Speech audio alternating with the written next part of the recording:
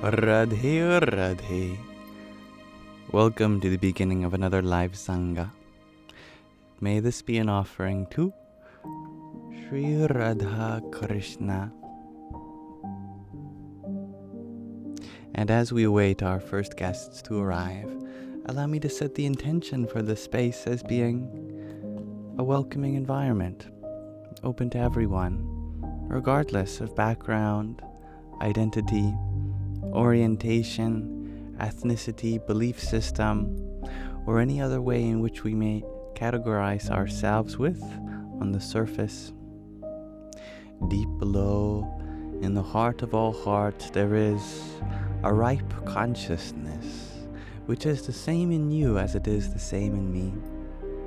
And I hope that in this space we may explore that unity together, as we come together as fellow spiritual seekers to uplift each other, relate in one another's experiences, and share positive sentiments.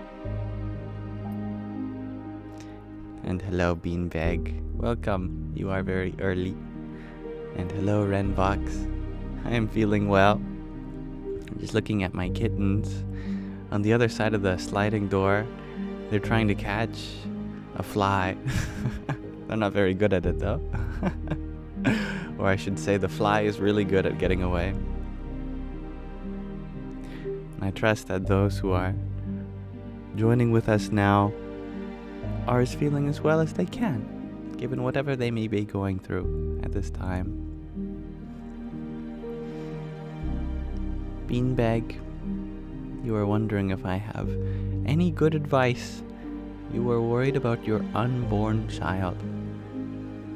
I think any mother in a position that you are in would have similar concerns. I remember having a dream once that I was pregnant.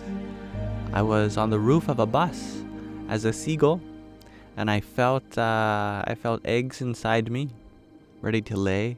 I was thinking, wow, what a precious feeling that is to have life inside you. But also, what a scary and terrifying feeling that is to let them out into this world full of chaos. But the good news is that you don't have to protect anyone from darkness when they are the shining light itself, here to come and illumine that darkness. It is not that this world can take anything from you, but there is so much to give this world, and I'm sure that your child will.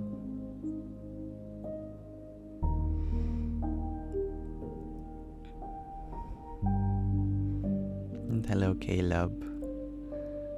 Quinn, you ask a beautiful question. How do I start loving myself? I suppose by recognizing all of the ways in which you are already full of love. That actually everything you've ever been doing has been out of love. We just haven't even realized it. Like, for instance, when we get mad with ourselves, we're just so attached to good things for us that we feel like that's a way of motivating ourselves to do better. It's out of love, a kind of tough love. But if love was the intent, then we don't need all this roughness, all this toughness. We can just love ourselves with a kind of soft and tenderness.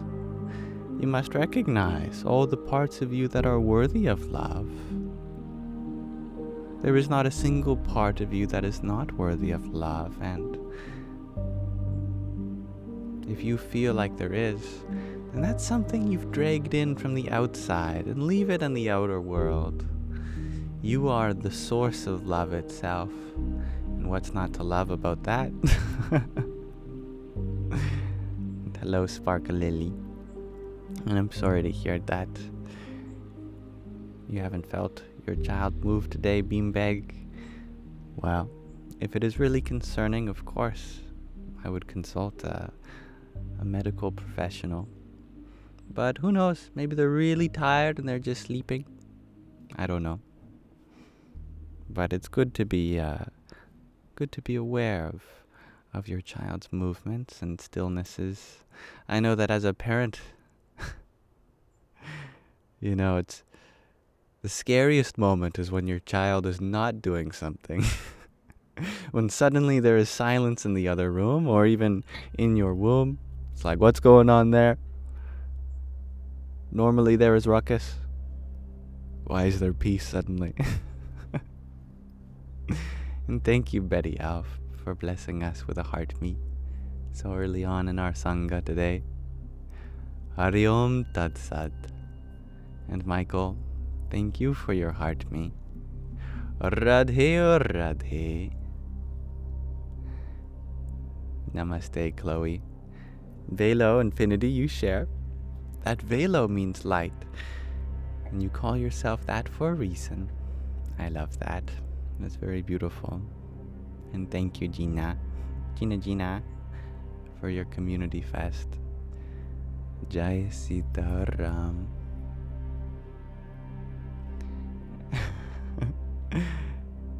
Hello, Bubbles. Good evening, Rebecca. Hello, Baba. Hello, Caleb, Gabriel. Crossfires, you're wondering, how am I doing? I am doing well. Thank you. And hello, Mr. Bates.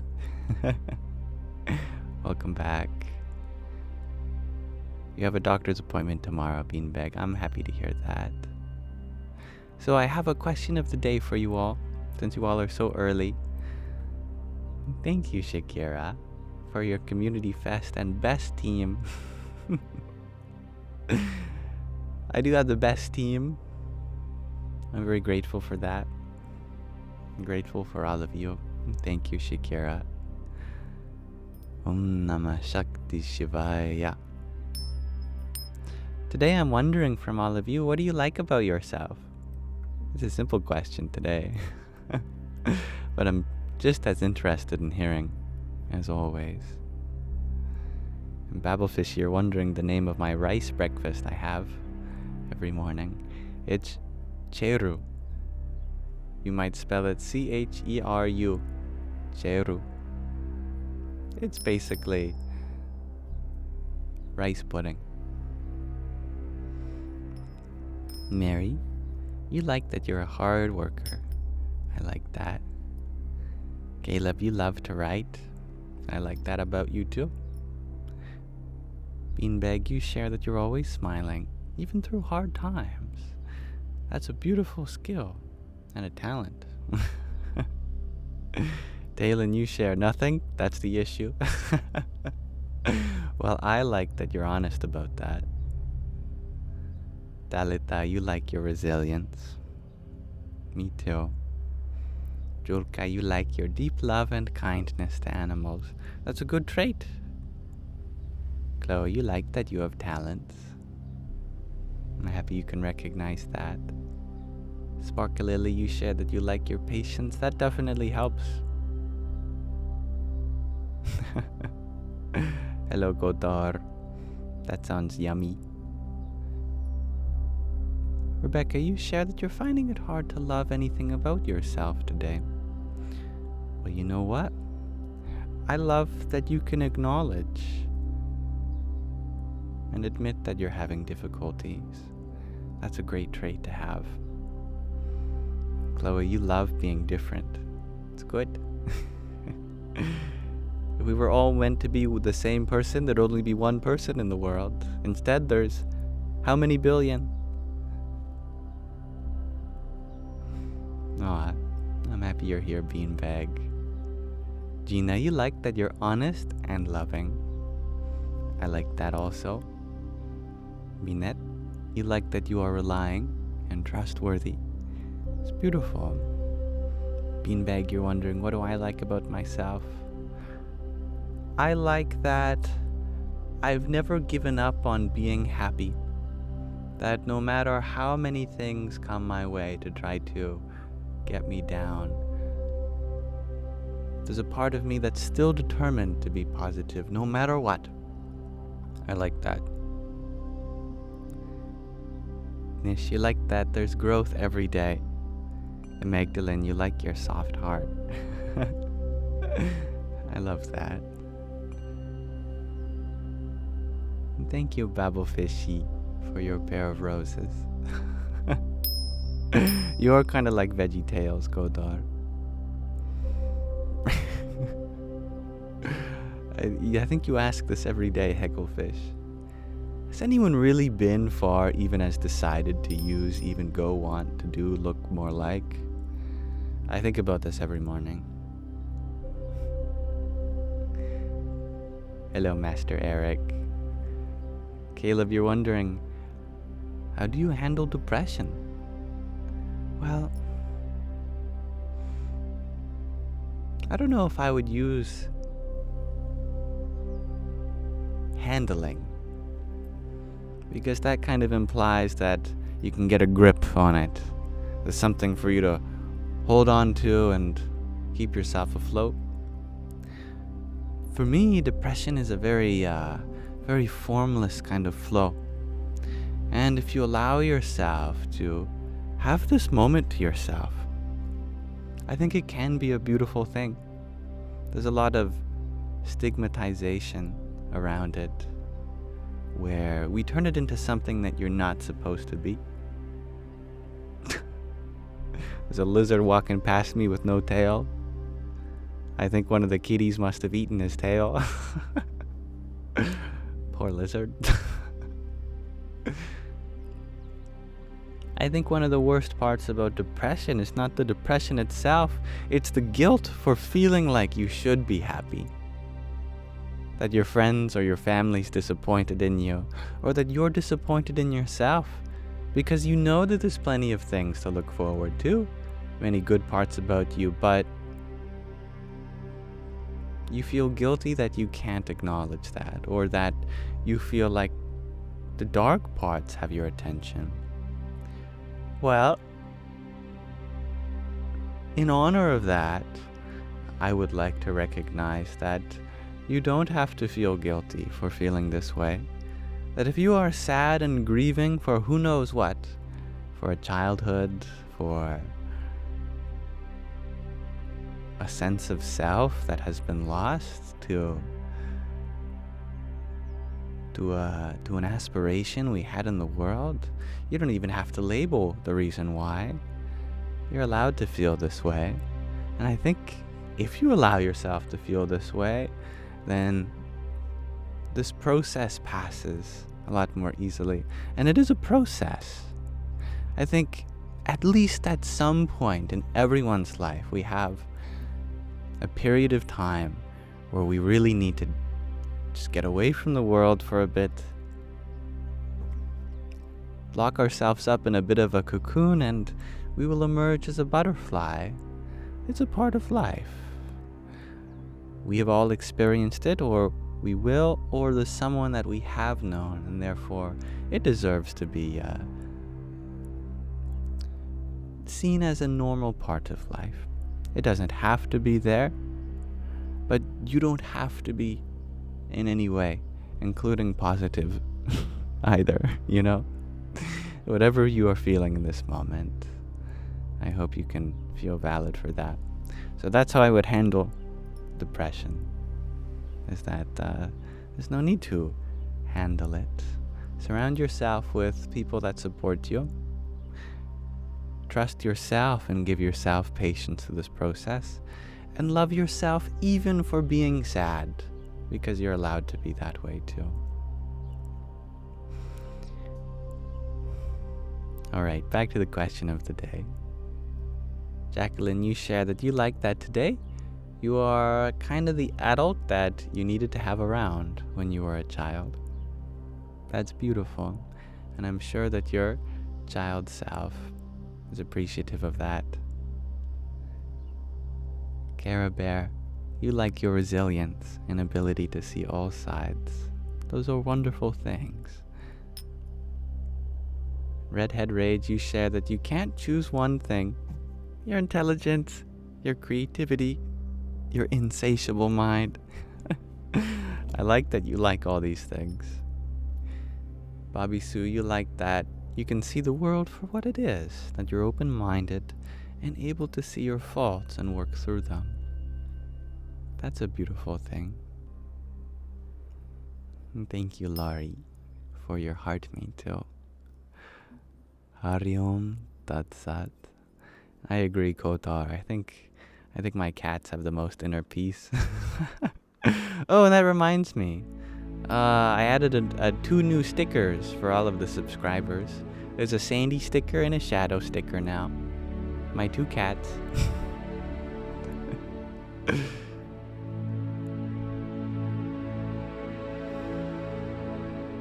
And Paradigm, you share that you like that you give yourself permission to feel your feelings and know that you're okay. That's beautiful. And Bobby Sue, you like that you can admit that you don't have all the answers, and that's okay. You try to be at peace with that. How wonderful. Grateful human, you like your wholeness. Me too.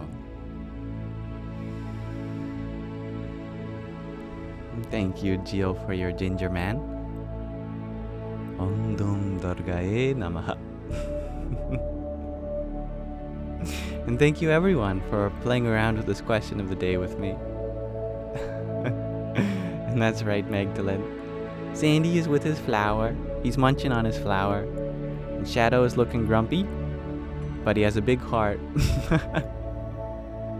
I'm glad you found them, Bobby Sue. Little Holy Stone, you share that it's your birthday today. Well, I am very honored that I get to share a piece of your birthday here together. Thank you. I think birthdays are wonderful as we get to celebrate that we have successfully completed a lap around our solar system, hugging tightly to this big moist rock, hurling through the void. One trip, and how much wiser, how much more experienced, how many funny moments, how many profound moments, how many sad moments, how much laughter, how many tears, how many smiles, how many hugs. Today we celebrate you, little Holy Stone, and I'm happy to be here with you.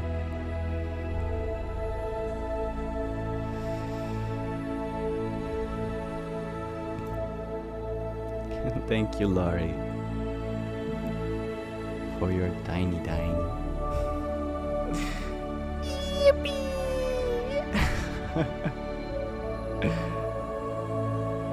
Julka, you share that you feel deep in your heart that you should be with someone else, but you're happy in your relationship right now. Help. Ah, what a paradox that is. Well, if you are feeling like you should be with someone else, then are you truly happy? And if you are truly happy, do you really feel like you should be with someone else? Doesn't happiness come with the feeling that there's no should or should nots? There's just how you are right now, and that's beautiful.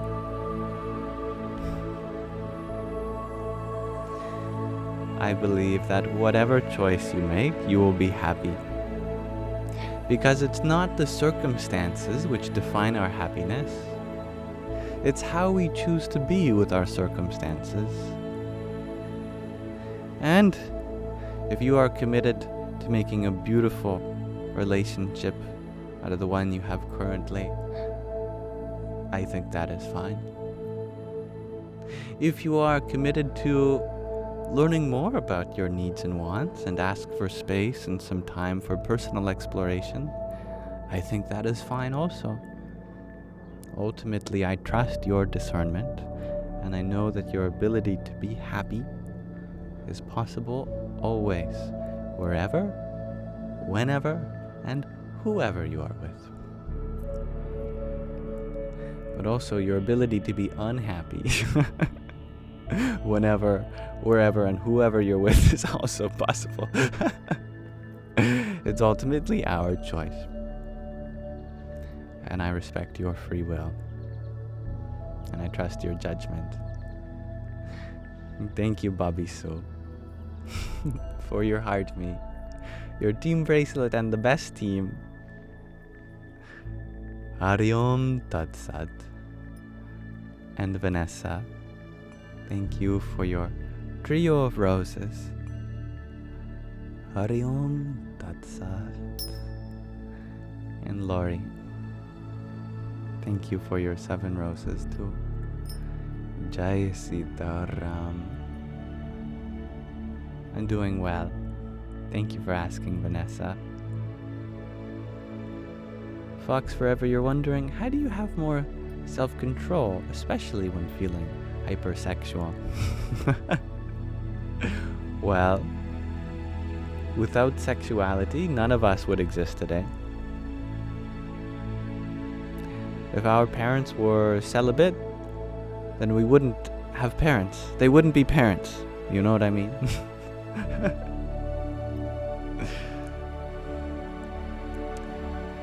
The sexual energy just means your ability to imbue life into this world. Sometimes it manifests itself very literally in the literal creation of a new form of life, a baby. Other times, this form of life can be more metaphorical. For example, that sacral chakra, which is activated by sexual energy, it's also activated by creativity because it's the same energy. You are imbuing life into something. That is why many people call their creative projects my baby. When they work long and hard to produce something, a form of life, they hold their art close to their chest and say, "This is my baby."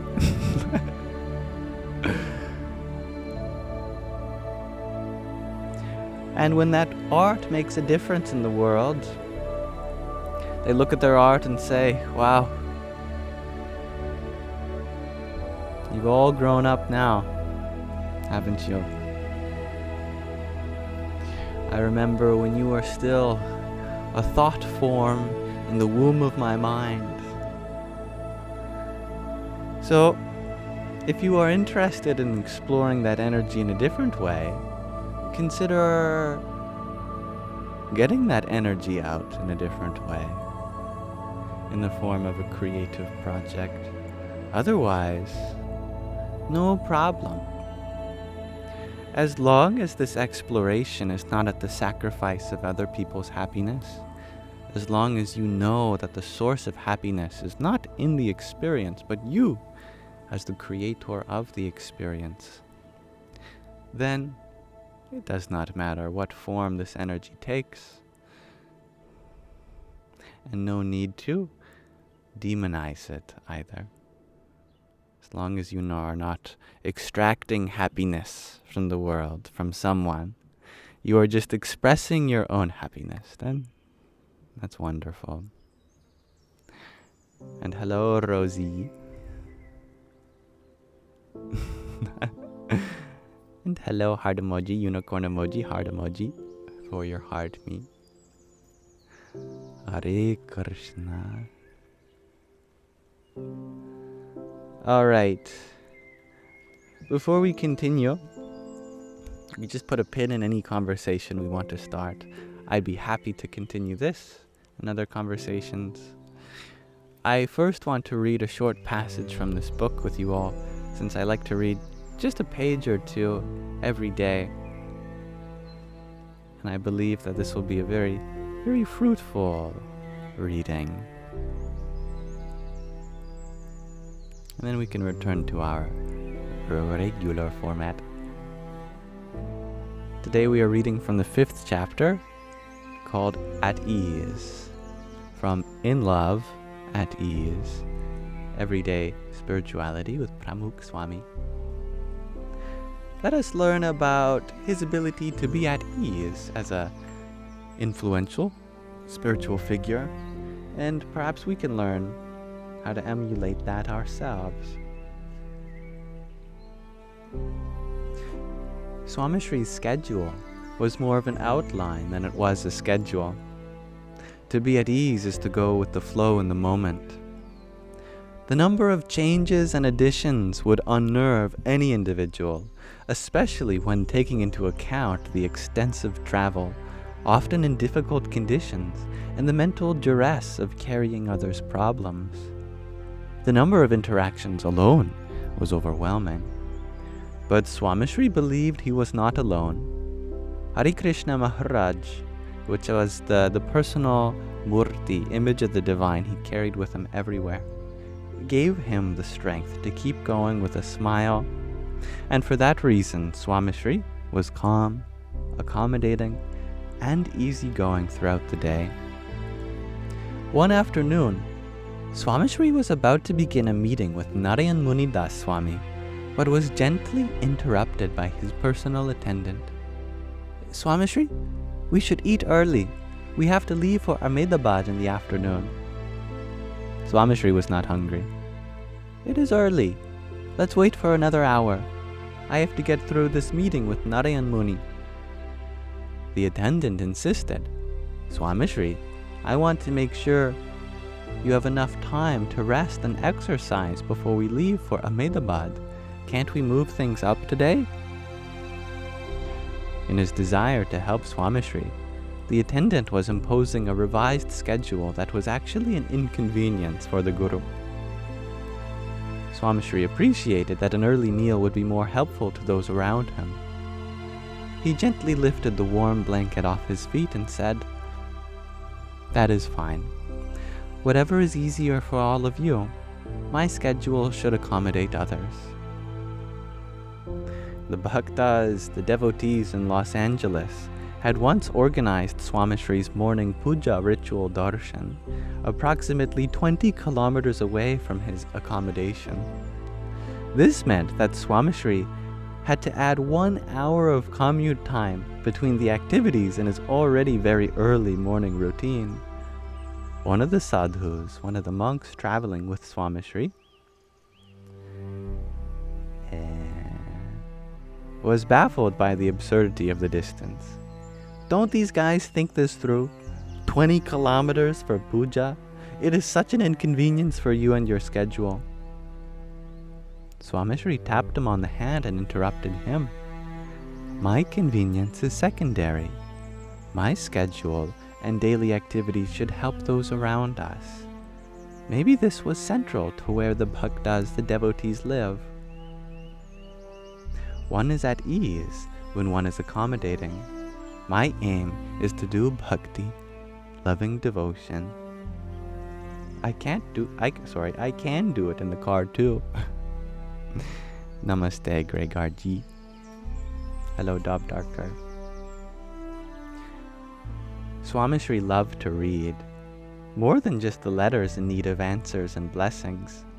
He enjoyed reading scriptures, history, current events, and even opinion pieces and analyses on education, politics, and social and foreign politics. After one of our conversations in Mumbai, Swamishri asked me to hand him a book from the table a few feet away. I tried to read the title. "What is it, Swamishri? A theological text of some sort?" Swamishri had a little smirk on his face. "It is in your hand. Why not read the title?" It was a historical analysis of Gujarat's farmland and agricultural policy. I was stunned. I had trouble reading the title because of its technical jargon. Swamishri helped me read it and said, "Now, you will have to help me with my English." Swamishri was also keen on having others read the Bhakta Chintamani and other hagiographies of Bhagwan Swaminarayan and his gurus, while he had his meals, walked and exercised, or while he was traveling in the car or plane. During the later years, when his travels slowed down, Swamishri would find a few moments in the day to stay abreast of political and social updates from around the world. He would ask Dharma Charandas Swami to cut snippets from newspapers. He read them while munching on a piece of fruit or a handful of nuts offered to Hare Krishna Maharaj in the late afternoon. Sometimes this afternoon reading activity was accompanied by a small bowl of seasoned roasted soybeans, and, of course, Swamishri always made sure that these salted, flavorful snacks were offered to Hare Krishna Maharaj first. Swamishri's eating habits and preferences were hard to decipher, even for the sadhus, the monks who traveled with him for decades. Krishna Valabdha Swami, Swamishri's cook, often told me, "I can never tell you what he wants to eat. He won't as much let out a hint. It can be confusing sometimes. What am I supposed to make, and how should I prepare it? And even more daunting, he knows his food. He has a palate for expertly prepared Gujarati cuisine, but he will never tell me what he wants." He used to cook for hundreds. Though it was difficult to determine Swamishri's meal preferences, below I tried to identify some of Swamishri's regular food items based on my time traveling with him and serving in the kitchen.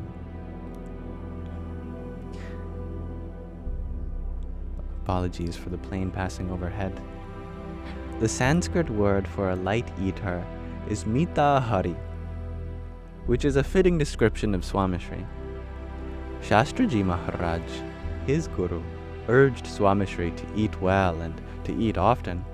Swamishri was thin. He undertook nirjala fasts 5 to 7 times a month, and when not fasting, Swamishri was still a measured eater.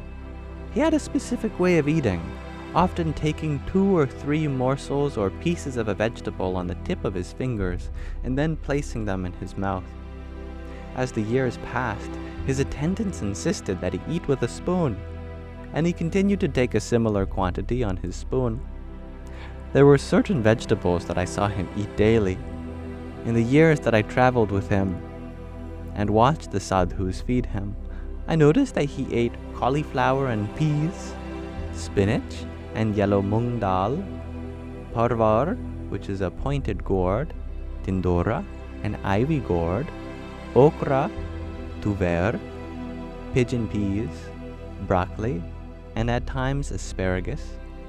Though we prepared ringam, eggplant, for him, it was not something that he ate regularly and consistently. I often asked the attendants if Swamishri preferred to eat these vegetables, and that is why we prepared them, or if he ate these vegetables because we prepared them. No one ever had a clear answer. Swamishri ate dal, lentil soup, and rice in the afternoon, and khichdi and kadhi in the evening. We used bananas to lightly sweeten his evening kadhi. It had become a custom recipe prepared for Swamishri. After all these years, I realized that Swamishri did not necessarily like the bananas in his kadhi, but that using bananas over cane sugar to sweeten the savory soup was thought to be better for his sugar intake. Swamishri also ate a peculiar form of rotis. 2 of his attendants had developed a method through which they made a fulka roti, a roti fully puffed. They would lower the heat and trap the air in the roti until it settled like an inflated beach ball. I love rotis. I don't know if any of you have had them. They're delicious. This kakro would be hard and crispy once cooled and broken in half. Swamishri would eat a few small pieces of that along with the vegetables. Swamishri ate very little, but ate for a long time. He intentionally did this, not out of his own accord, but because it gave him a chance to interact with the sadhus and bhaktas, the monks and devotees in the centers where he was traveling. Hence, Swamishri often nibbled on small pieces of kakro or papad, chip-like crispy roasted urad flour, during his meals. This allowed him to eat the minimum while maximizing his time interacting with the bhaktas. I have seen him nibble on the same piece of papad about the size of a wafer for over a minute while lost in a conversation with bhaktas. Swamishri preferred savory to sweet, or so I gauged from my observations and conversations. There were 3 savory dishes that Swamishri was served. First, chilla or pudla were served to him in the mornings. Second, he ate pieces of 2 steamed savory dishes, idla or dhokla, which are white or yellow steamed gram flour sponge, and palakna patra, steamed spinach leaves layered with gram flour and masala. Again, Swamishri would pick up a small piece and eat it patiently while listening to the bhaktas or sadhus in attendance for his darshan.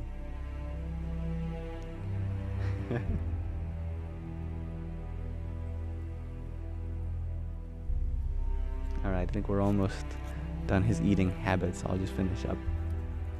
As for sweet items, Swamishri was served fresh keri no ras, mango pulp, and shrikand, strained yogurt with sugar, cardamom, and saffron. He would only have a few spoons during the meal, but there was an appreciation for these simple desserts. There were 2 sweet food items that I have seen him enjoy and share with others over the years. Dudh pak, which is sweet milk porridge with rice and saffron, and puran poli, which is thin rotli with a sweet stuffing. These 2 desserts reminded him of his guru, Shastriji Maharaj. The dudh pak is prepared according to tradition on the day of the anniversary of his guru's passing away. Though he would only take a small amount in his wooden bowl, he plentifully served the sadhus and bhaktas. As his health worsened, he instructed the senior sadhus to serve everyone in memory of his guru. The Puran Poli also ties back to his guru. I have seen Swamishri eat an entire Puran Poli, 1 small piece at a time. I assume he was savoring its sweet taste and thought he truly enjoyed the dessert, until he once said to me, "This one is well made. Did you make it?" My guru used to make these. They were so soft and supple that they would break when picked up by an untrained hand. If you were to drop a coin on a pile of 6 of them, it would pass right through. Keep at it. You are close. Swamishri told me to take the rest of the sweet back and eat it as a prasadi, as a sanctified food. I realized that Swamishri's presence or preference in food too was linked to God and Guru. It is one reason that I always made it a point to eat and make khichdi and puran poli.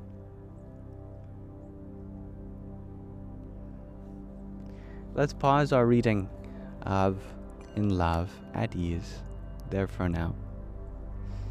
So, thank you for listening. Also, at the end of reading this book, I may have an opportunity to interview its author, Yogi Trivedi. And so I wanted to ask all of you if you had any questions which you would like me to ask the author in such a hypothetical interview. What would you like me to ask him about Swamishri or any part of the tradition or the book? And I'd be honored to collate some of my favorite questions and ask them to Yogi. Anyway, thank you. Now we may return to whatever else we wish to discuss. And thank you, Dob Darker, for your heart me, as always. Hari Om Tat Sat. And John F., thank you for your heart me. Radhe Radhe. And Meh, it's Pidge. Thank you for your heart me and hanging lights too. Jai Sachitananda. Aurora, you would ask, how did you deal with the ego in service of a man like your guru? That's a great question. How did you deal with the ego in service of a man like your guru? That's a beautiful question.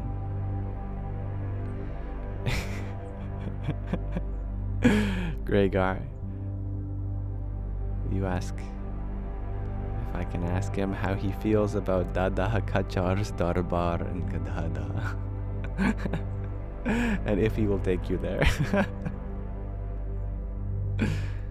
And Sue, you would like me to ask him what are the biggest lessons he learned from the Swami? It's a good question.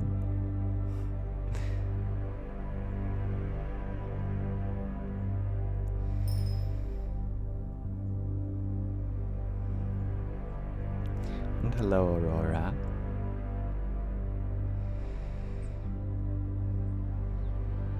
Sandy is still trying to catch the fly that's on the sliding glass door.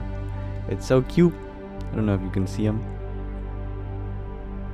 He's there.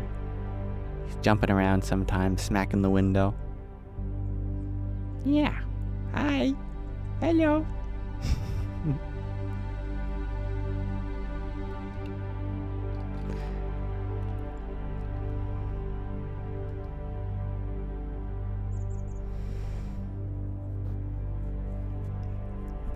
Oh, Dhyaranam.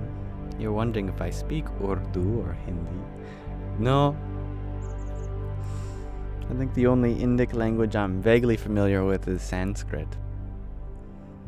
But that wouldn't get me very far in modern day India. Maybe ancient India. You like the chalk drawings? Oh, thank you. They're my mother's and sister's, and some of them are mine. Yeah. There's some butterflies and bows and stars and smiles, things like that. I don't know if they're still there, but underneath the cement block for the umbrella, I did some mantras.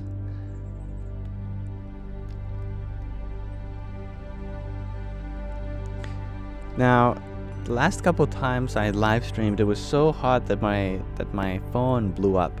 Not literally, but it powered itself off because it was in the direct sun.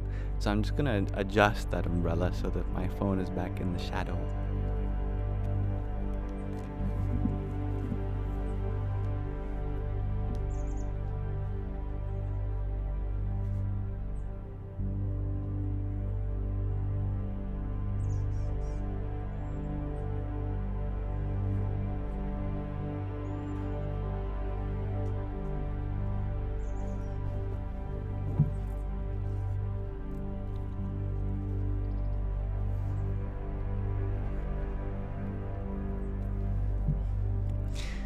Hello, Regina.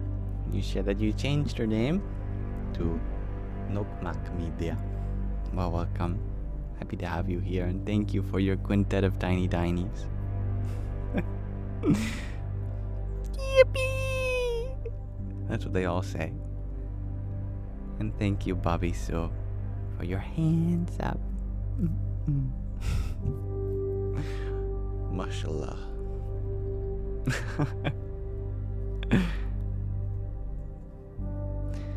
Hello, funeral. You share that you have no idea how much it meant to you. From the bottom of your heart, you are thanking me. A while ago, I brought you peace of mind when you were waiting for cancer tests, and it turns out you're healthy. I'm so happy to hear that. What a relief that is, I'm sure.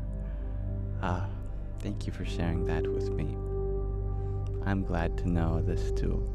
I'm always happy to be there for you. So, you have a question for me? What suggestions do I have for letting others go?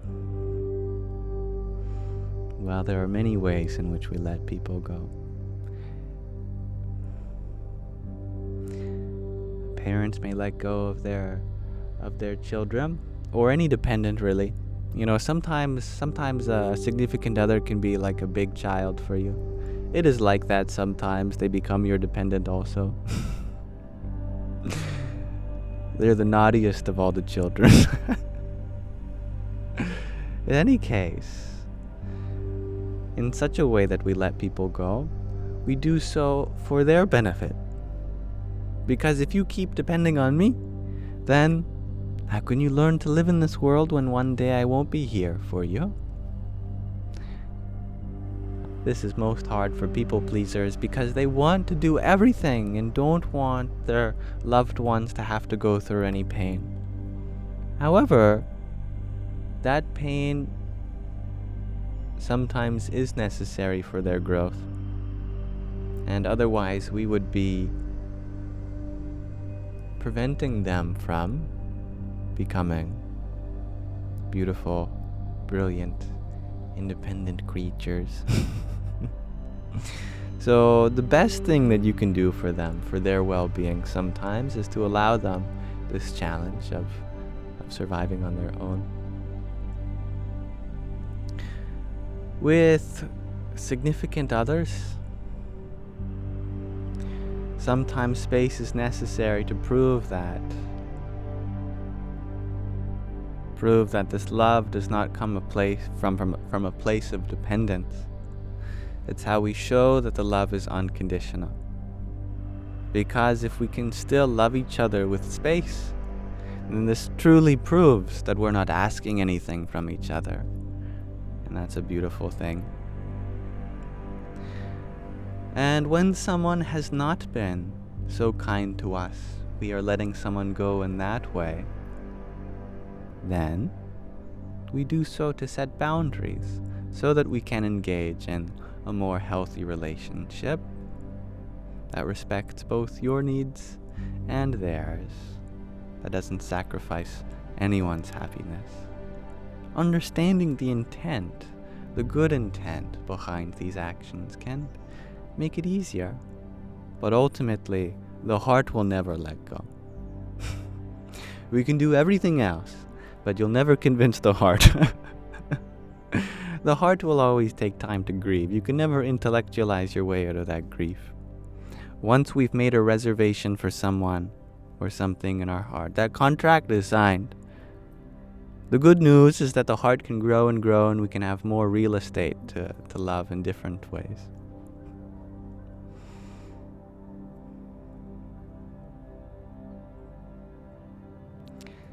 Hello, Kai Bien. Ellis. You are wondering, what is the philosophy of love with relation to the human soul and galaxy? Well, that's a big question, isn't it? The philosophy of love with relation to the human soul and galaxy. Okay, let's break down each part and then link it together. Well, a human soul is a bit of a figure of speech more than something literally descriptive, because a human soul is the same soul in any other creature. It's not the soul that changes from creature to creature, it's the structure in which that soul expresses itself. We have a human structure for the soul to express itself here, but it's the very same soul expressing itself in other forms too. So, what makes the human expression unique for the soul is that it is the only form in which we have a specially empowered intellect. That's practically the biggest difference between the human form and any other form, which means that you can change your thoughts. You have the power to change your mind. Almost no other creature in existence has the power to change their mind. And this is made possible through certain structures in society and family, and also in language and things like that. You can never convince a monkey to not eat a banana for the sake of fasting on the spiritual day. You know? No matter how hard you try to bargain with the monkey's always going to choose the banana over fasting for spiritual purposes. Monkey says, I don't need that. I need banana. But a human mind, no matter how much it wants to eat that banana, it's possible, though difficult, to veto one's mind The mind can be thinking one way, but your actions reflect something even higher than your current thoughts. For example, you could be really angry at someone, and all of your thoughts are, I hate you, I hate you, I hate you, I hate you. But what comes out of your mouth is, I love you. Might not sound sincere, but the fact that that's possible at all is amazing. The words can reflect something different than what's going on in here. What this means for the sake of love is that it's possible for the mind to go, I need this from you, I want this from you, but we still love without any expectation of anything in return.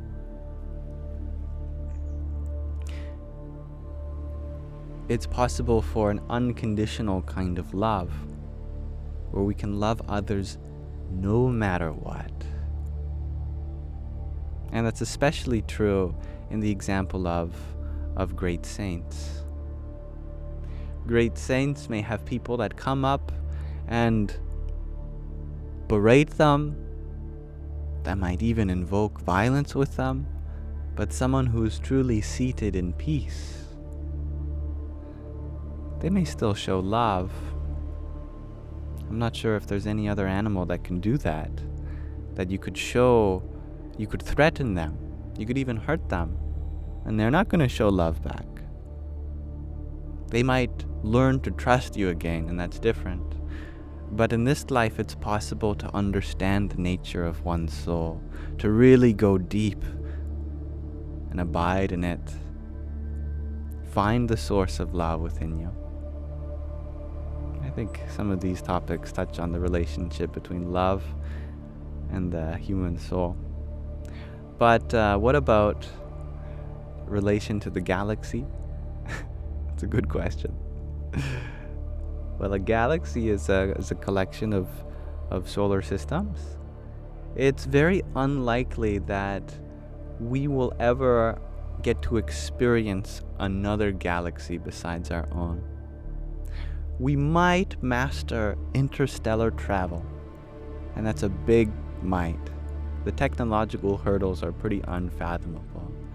But to go to another galaxy is like so many orders of magnitudes beyond. And the problem with this is that we're fighting against the expansion of the universe.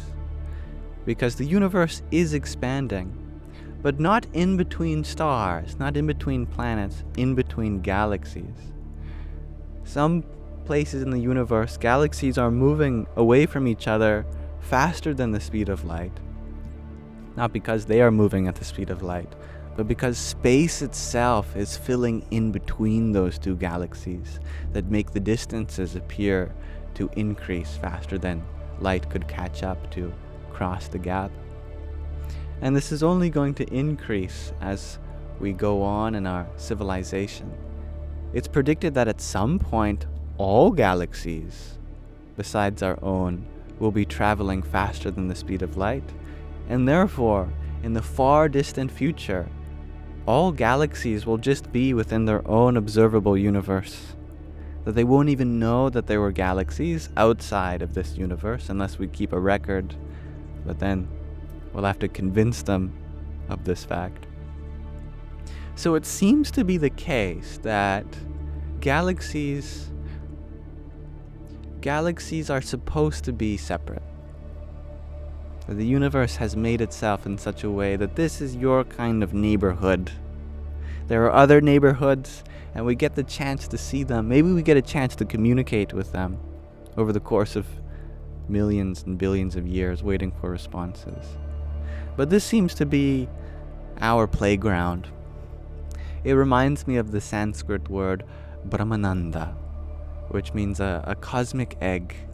That it's in this cosmic egg that life may develop and go from one planet or maybe even one solar system to another. But it's unlikely that we'll probably go to another galaxy. But galaxies are very beautiful. I believe they're alluded to in ancient Sanskrit texts as well, where there's different locales of existence. Chandralok, which means the moon locale, Chandralok is said to orbit Bhulok, that the moon is said to orbit the earth. Bhulok is said to orbit Suryalok, the sun. And Suryalok is said to orbit something called Brahmalok. Well, in today's scientific vocabulary, that would be the black hole at the center of our galaxy. Because it's the only thing that we know of that our sun is orbiting itself. And I don't think we know of our galaxy orbiting anything besides going towards something called the Great Attractor at the center of Laniakea, but no one's quite sure what that is. Anyway, how does the philosophy of love and a human soul relate to our galaxy? I don't know. But our galaxy is special. That's all I know. And thank you, Hybrid Jen, for your quartet of disco loves. Hari Om Tat Sat. And thank you, Rajan, for your 38 roses. Om Krim Kalikae Namaha. And hello, Hanukkah. Thank you for your rose. Om Gam Ganapate Namaha. I am outside, and it really looks fake, doesn't it? I don't know what it is about my backyard, but yeah. This is my mother's garden. I think it's because the sun is still hitting the bushes, but not me.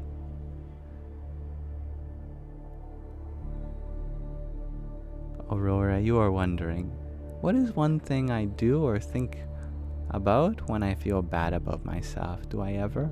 Absolutely, yeah. I am a human being too. We all go through times in which we feel bad about ourselves.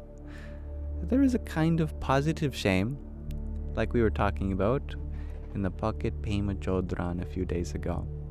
That the Buddhist monk, she said that there's two kinds of shame. There's a shame in which we feel guilty and that we hate ourselves for it. And that's a negative kind of shame. We don't want that. But there is a positive kind of shame that humbles us and that allows us to seek accountability and responsibility. And that's the good kind. We want that. We want to be able to feel bad when we do something wrong, so that we can feel good about doing it better next time, but not in a way that holds us back or makes us feel incomplete, that we should have known this, that we shouldn't have done that. There's no should or should nots. There's only lessons.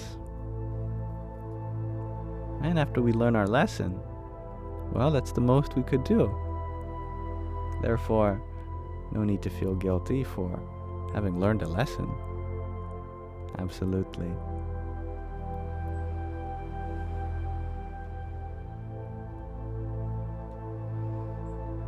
And that's true. The sun does set in other places of the world earlier. I'm on the other side of Canada, on the west coast, so the sun is still pretty high in the sky. If I didn't have an umbrella on my face, I'd also be in the sun.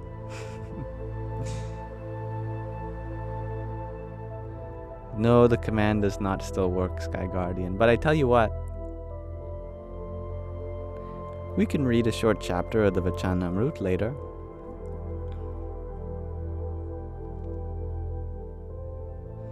Right now, I'd like to read from the Pocket Rumi. Let's read a poem from the Sufi mystic. I love his poetry. I'm sure many of you do too, even if you didn't know it was from Rumi.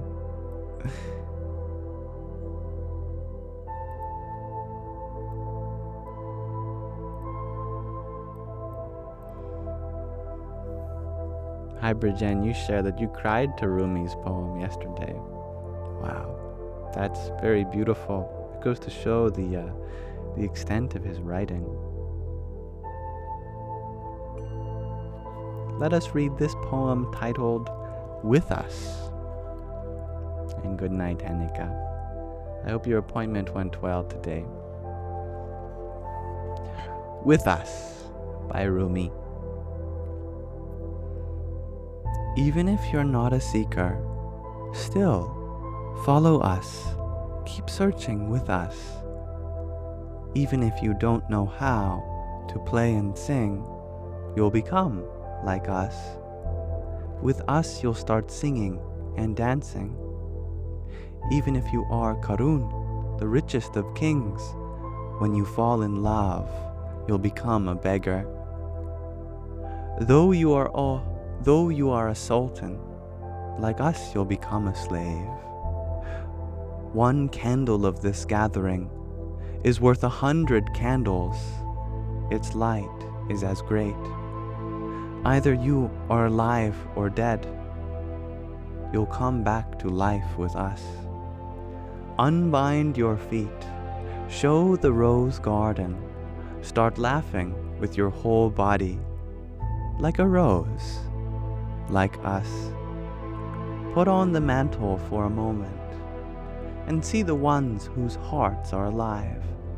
Then throw out your satin dress and cover yourself with a cloak like us.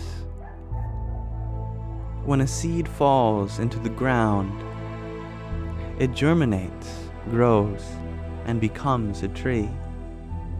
If you understand these symbols, you'll follow us and fall to the ground with us. God Shams of Tabriz says, to the heart's bud, if your eyes are opened, you'll see the things worth seeing.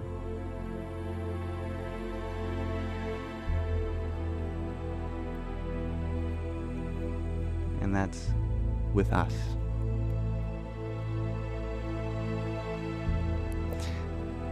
Thank you for listening.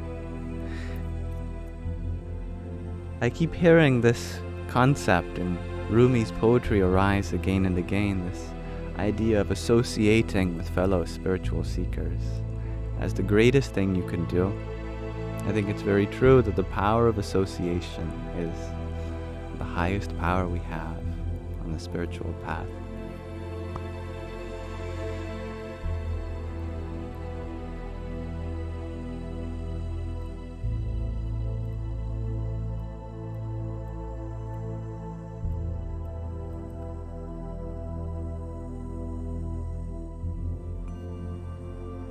And thank you, Cryptic Canuck, for your heart meet. I'm happy to have you here. Hari Om Tat Sat. And Hybrid Jen, thank you for your octet of roses. Radhe or Radhe. Oh, hello, hummingbird. Hello. Yeah.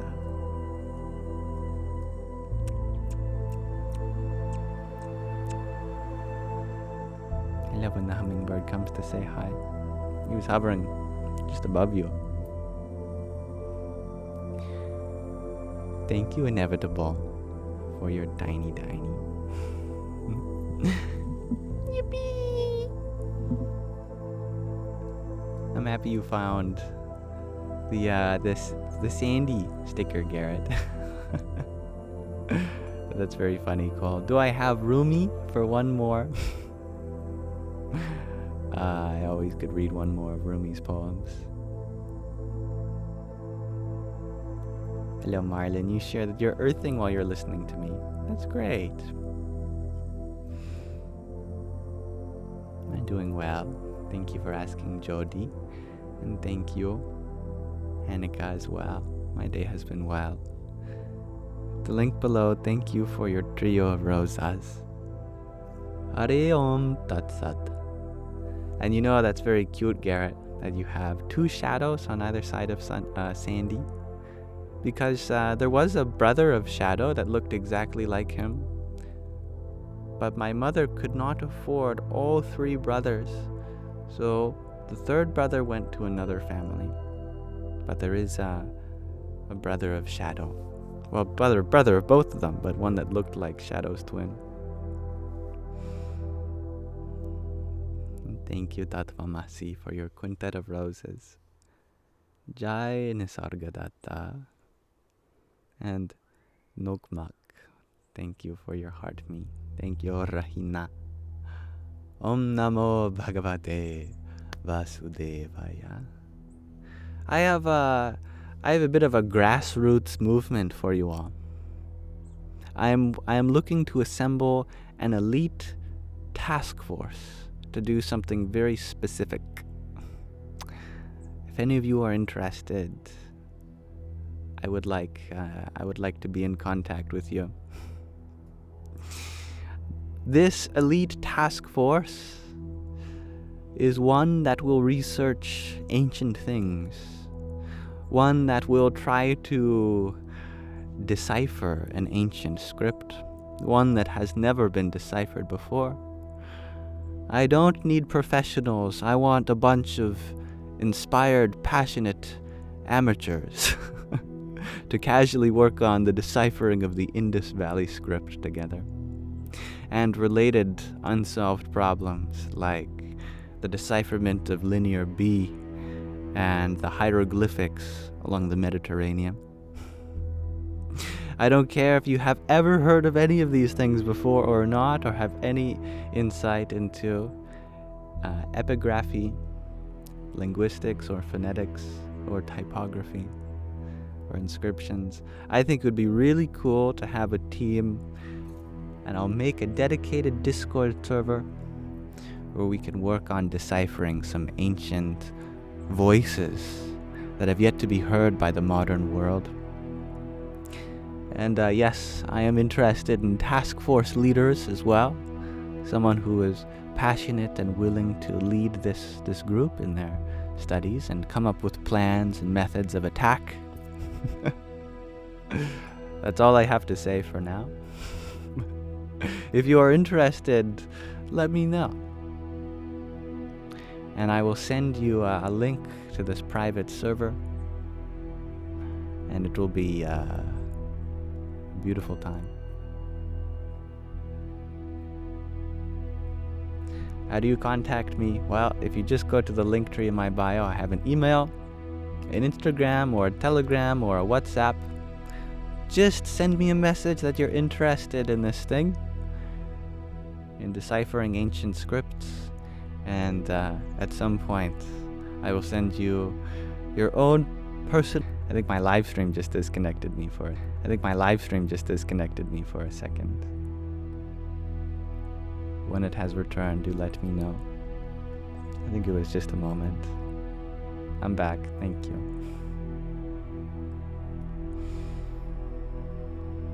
And Strung by Stacy, you ask, do you need to understand language?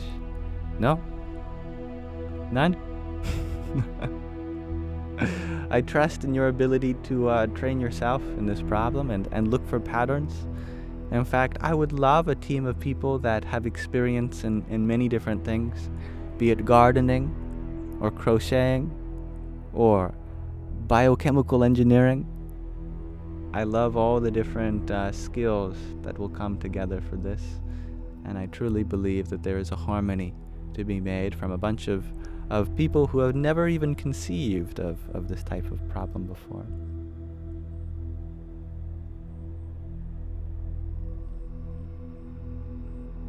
Hello, Queen Rock Forever.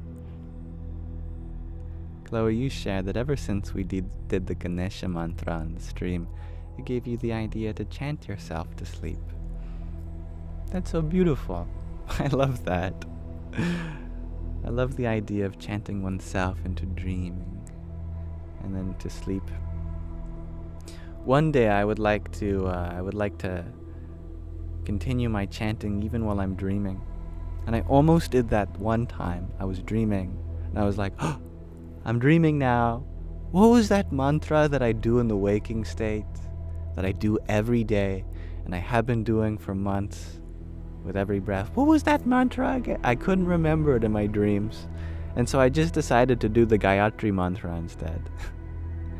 Om Bhur Bhuvasvaha Tat Savitur Varenyam Bhargo Devasya Dhimahi Dhiyo Yunah Chodayat.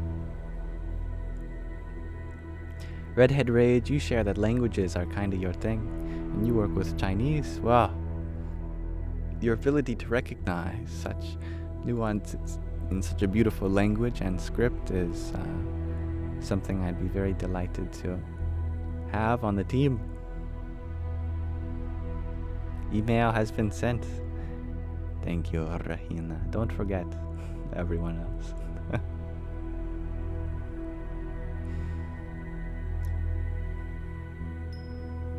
Yes, you are here now, Queen Rock forever, and that is sufficient. Thank you, Jim Chimney Sweeper, for your rose. Om Gam Ganapataye Namaha. And Hybrid Jen, thank you for your 11 roses. Om Sum Soryaya Namaha. Hybrid Jen, you share that you are a busy, chaotic mother, but you are interested to see what would make Yam assign a task force. It's just an idea I had today. I thought, you know what?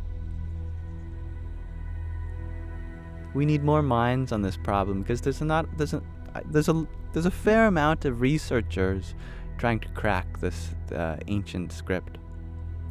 But you know what I found? None of them are working together. That's always just one person. And that makes me sad, because I believe that you would definitely benefit from a group project.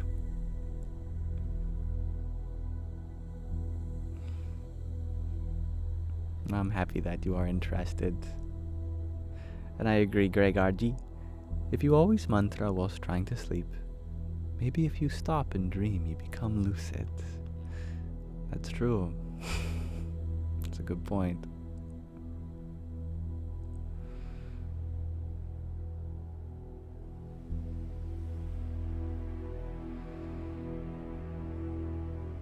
Rahina, you share that in your current ascension process, you find it funny that you are moving away from meat. You love meat. I know. It's the same thing for me. There wasn't ever a point in my life where I suddenly stopped enjoying it. But I just started getting this strange passion, this strange movement in my diet. I thought, you know what? I'm going to get a veggie burger today. And it was out of nowhere. No one told me to do this. No one asked me to. It just came from within. Bye-bye, Hanukkah. Matt Giza, you share that all cats have perfectly soft triangular triangle ears. Thank you for this. That's a beautiful acknowledgement. I love that. I love cat ears. Thank you, Hybrid Chen, for your 19 roses. Radhe, Radhe. And Anna, you share that you were always curious when you heard of people saying they were trying to figure out some scripts. It's like ancient Egyptian hieroglyphs. There was a time where we didn't know how to translate them. It was only with the last few hundred years that we thought, why don't we try to figure it out? And the same is true now for the glyphs in the Indus Valley civilization, known as the the Indus Valley seals, or the Indus Valley script, is that they were used, but no one knows what they mean anymore, which is fascinating. How can a civilization forget its own language? Arya, you are here. Yes, like the Indus script. We were just talking about that. I was hoping you were here. I was going to invite you onto this exclusive task force. Would you like to be a part of a team to decipher the Indus Valley script casually with a bunch of fellow inspired amateurs? If so, just send me a message. Shoot me an email. And I will send you a personal invitation to a Discord server where we can work together, organize, and try to bring back a voice to an ancient people whose words have been lost to time. A bunch of fresh, open minds. It's a great way to put it. T to infinity. Good. You're in? Okay. Well, just so I remember, you sent me a message on, let's say, my email or another platform.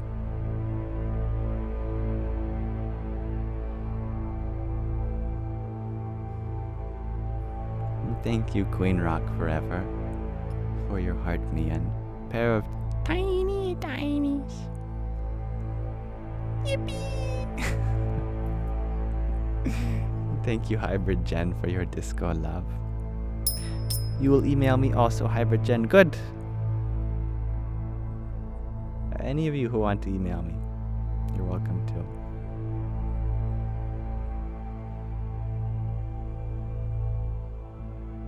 Where is this mysterious email? Good point. It's in the link in my bio, the link tree. You'll find an email icon and the social media icons for everything else. Today I thought that we'd read, like every other day, from another section of the Pocket Pema Chodron.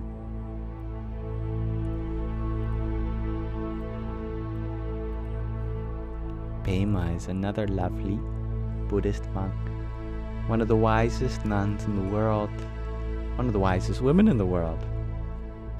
We've read a good amount of them so far, but let's read this one, called Our Predicament is Workable.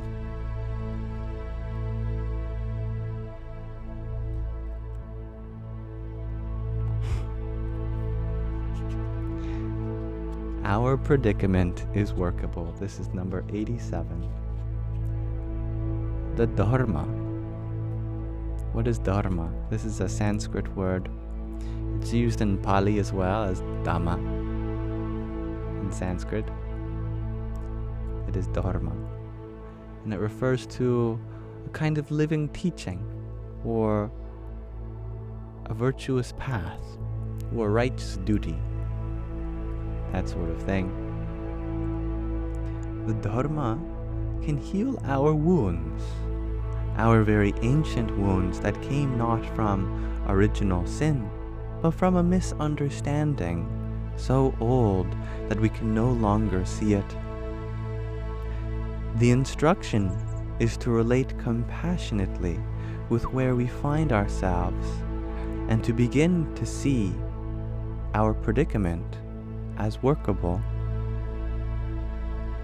We are stuck in patterns of grasping and fixating, which cause the same thoughts and reactions to occur again and again and again. In this way, we project our world. When we see that, even if it's only for 1 second every 3 weeks, then we'll naturally discover the knack of reversing this process of making things solid, the knack of stopping the claustrophobic world as we know it, putting down our centuries of baggage and stepping into new territory. If you ask the world, if you ask how in the world we can do this, the answer is simple. Make the Dharma personal, explore it wholeheartedly, and relax. That's number 87. Our predicament is workable. Thank you for listening. My lovely cat Sandy is asking to go, look at his face. Look at him. He's just standing, staring at me. Please, can I go outside? I will bring him outside. I will be his transport. But there's one qualification. Whenever I bring Sandy you have to spam, all of you who have this, you have to spam the Sandy sticker so he knows that he is being acknowledged. He can't read English. Okay, I'll go transport him.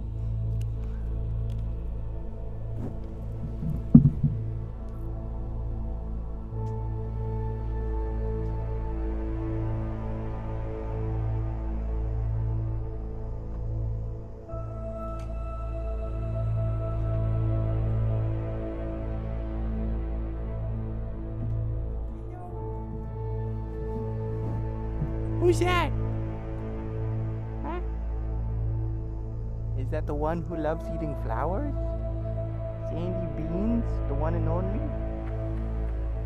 Look, there's so many stickers of you. Everyone's saying, hi, Sandy.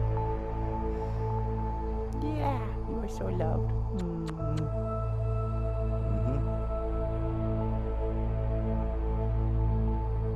I love you. Yeah, you want to go in your catio? Okay, bye everyone.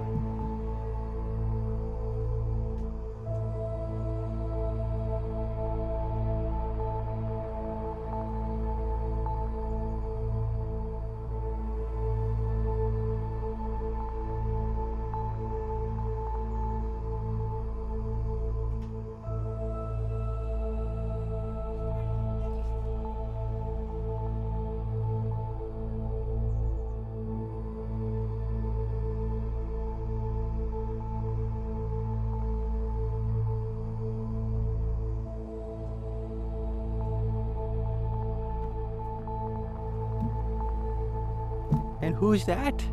Who's this? Shadow! Now you gotta share the shadow sticker. It's none other than the one who's always frustrated but has a really big heart. Look, so many shadow stickers. You are being loved so much too.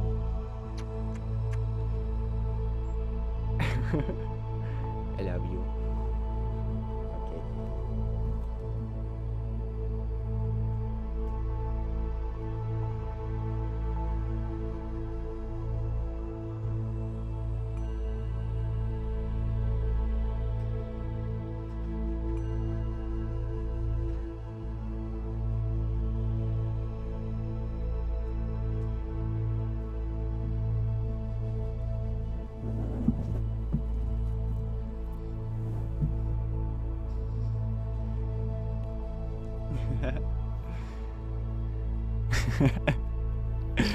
Thank you for doing that, everyone. That was very fun. They're just the best. I love your creativity, Jacqueline. Cat emoji and the gray rectangle. Gray cat.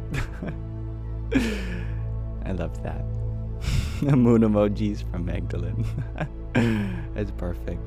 It's so cute. I'm glad you guys like the sticker. I'm close to a First Nation reservation, and I'm just listening. I can hear them beating a drum and doing some chanting. It's beautiful. Just like we will do at the end of our life, probably, but our live day, we will also do some chanting to some rhythmic drums as well. Like one of the most beautiful things about First Nation culture is that it's an ancient culture.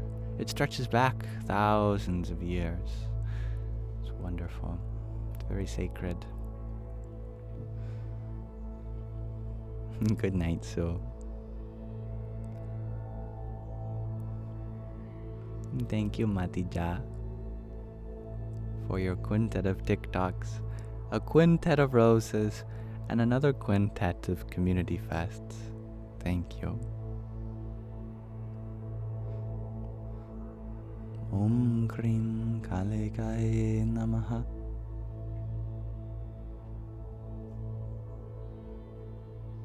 Hello, Abby.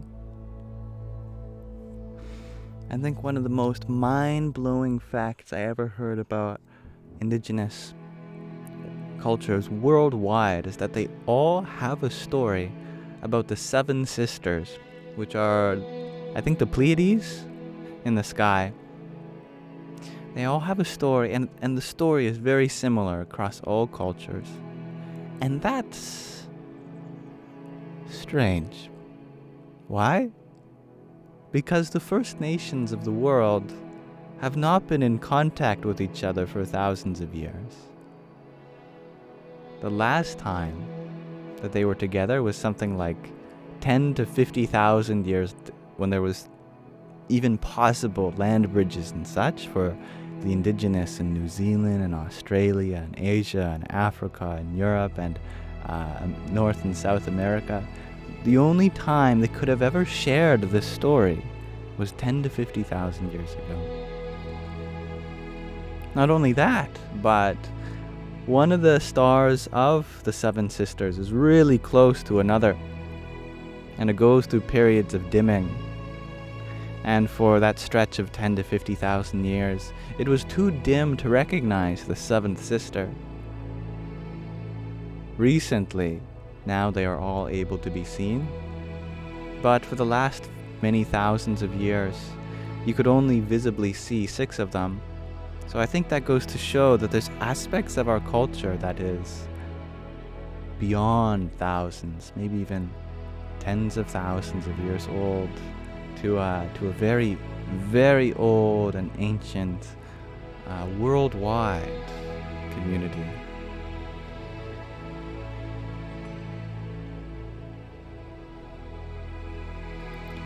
Thank you, Hybrid Jen, for your 7 fires.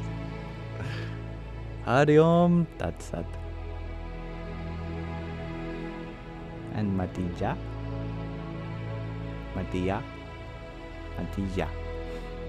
Thank you for your quintet of community fasts. Om Gam Ganapataye Namaha. I love you too. Garrett, you're wondering, do I know Guru Dhanet? Doesn't he pop in from here from time to time? I've heard that I have been shouted out by him before, actually. I should probably figure out who he is. Yes. I forget about that. Yeah. I should go and learn from him, learn about him. And MJ, you share your subscription dropped and it won't let you resubscribe. That's okay. Don't worry.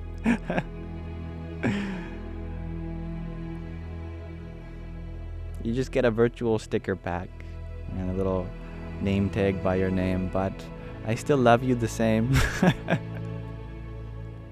Don't worry.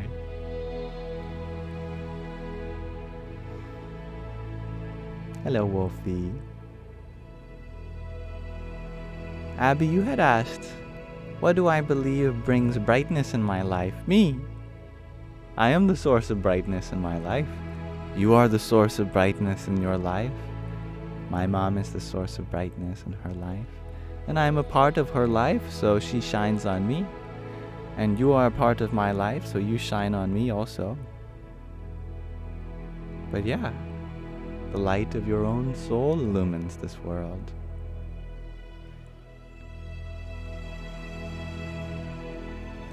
And Starlight, wow, you're wondering, what do I think of energy healing? I think we do a lot of it through kindness, through affirmation. A lot of the time we spend here in this space, a lot of healing goes on, definitely. I was talking to an indigenous New Zealand Maori the other day after her concert, and I was talking to her, and she said that there's genealogies of everything in the Maori culture. There's genealogies of sound. You can trace back descendants of sound. You can trace back, of course, descendants of people, but also a genealogy of stars. That there is a relationship between the stars that you can trace back. And all genealogies go back to to the source, to nothingness. And she said something really beautiful that stuck with me, that nothingness is the divine feminine, because she is the womb of life. Nothingness is the spaciousness in which the first light could arise. I think that's beautiful. And thank you, MJ, for your heartbeat. Radhe, Radhe. Nothingness is the vessel. Yeah. Jody, you're wondering, how old am I? Do I believe in heaven? I feel like I just got here in many ways. Sometimes I feel like I am reborn every morning. It's like, wow, I get to wake up today? Awesome. And I try to look at a day like it's the first day I've ever had. Here I'm flipping the script. Some people say to live like today is the last day you'll ever have. I say live like today is the first day you'll ever live. Wow, so new. Everything is so new. What is all this stuff? I don't know. Happy to be here. In this body, I'm 22, which means I've gone around the sun 22 times, which isn't much. I mean, this planet has been going around the sun for a lot longer. Do I believe in heaven? I like what Jesus said in the Christian tradition. The kingdom of heaven is inside you.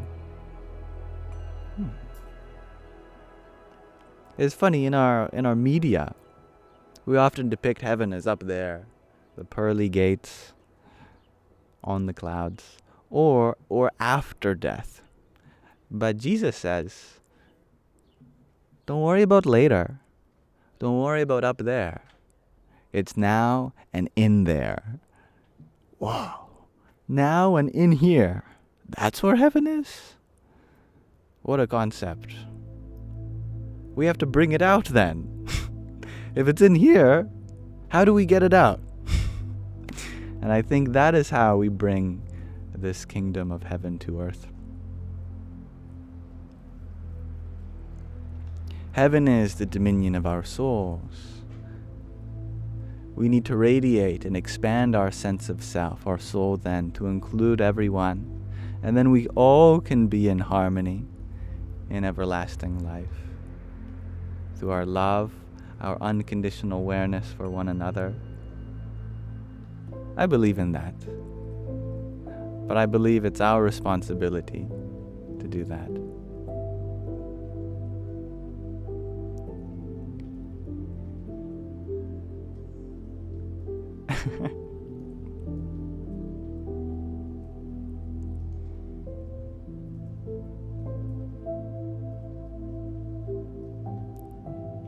Thank you, Babblefishy, for your pair of tiny tinies. Yippee!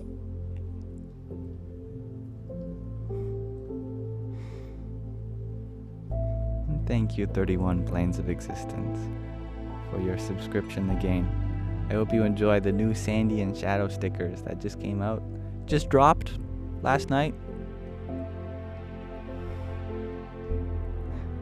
And thank you, Ragnhildur, for your trio of roses too.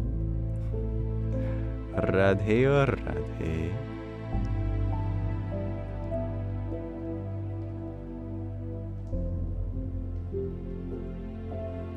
That's a fun point, Gregard-G, that the Aramaic word for Jesus, Yeshua, spoke Aramaic. And in that language, he likely would have called God the Allah, not Allah or Yahweh. You heard Allah was like source or an all-pervasive reality, kind of like Brahman. I like that.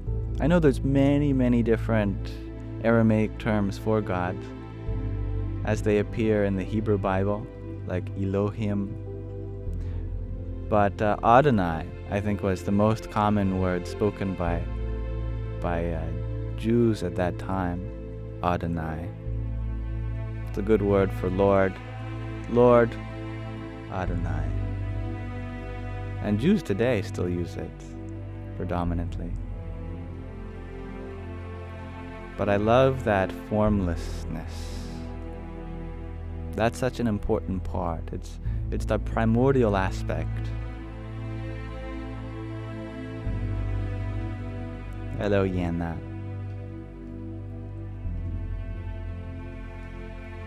Hello, Alice.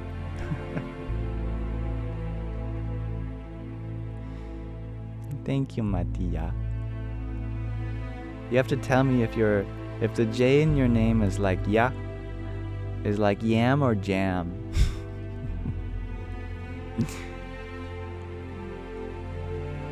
Like my name, Yam, or like jam on a peanut butter and jelly sandwich. I got it right? Well, I said both of them. So which one? Thank you for your 7 community fests, though.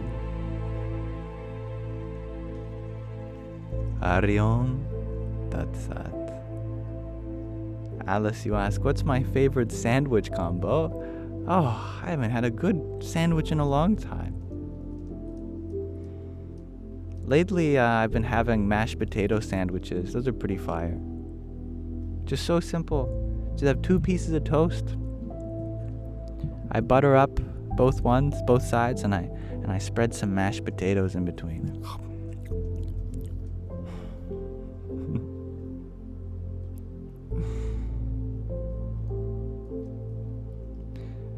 Madija, you share the J is pronounced. Well, that's good. I hope it is pronounced. I assume then it's just pronounced like an ordinary J in English. Marlon, you are wondering, what is my opinion on our ascended Madame Mary? Is this Mother Mary, the mother of the Christ? There's many Marys. Yes. Oh, she's so lovely, isn't she?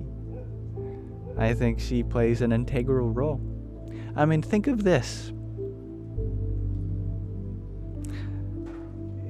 God is miraculous. God could have just appeared one day, you know, like just spawned into existence, and then both Mary and Joseph could have just found the Christ. But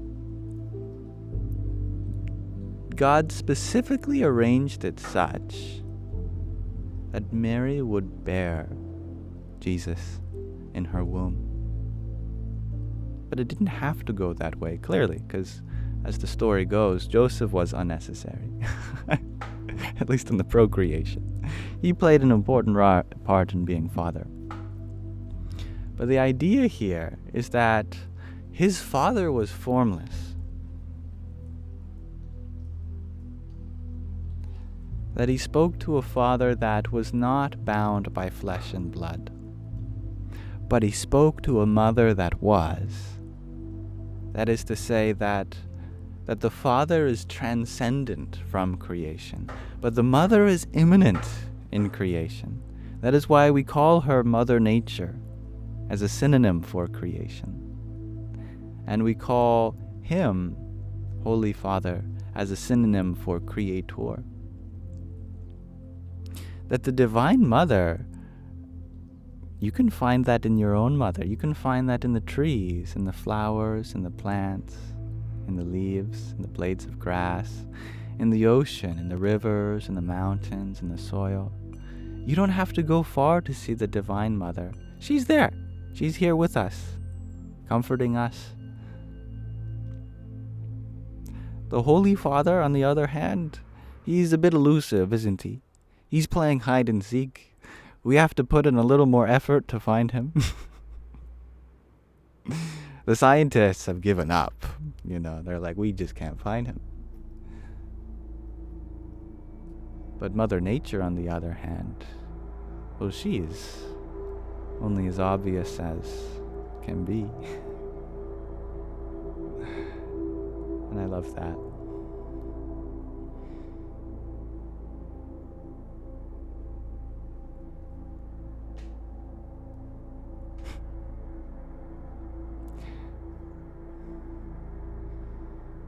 And thank you, John Simon, for your heart me on rose.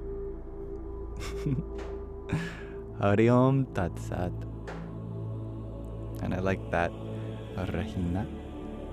We can find the Father through yoga, and He is like the wind. That's beautifully put. And Vanessa, thank you for your finger heart. Here's one for you too. Yippee! Sorry, I had a premature yippee. I saw the Ustlending. You shared 10 tiny dinies. Yippee! And Isabella, thank you for your finger heart also. There's one for you. Radhe, Radhe.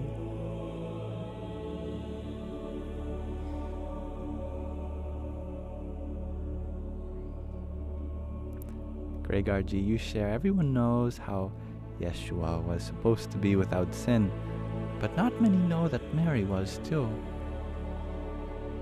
That's beautiful.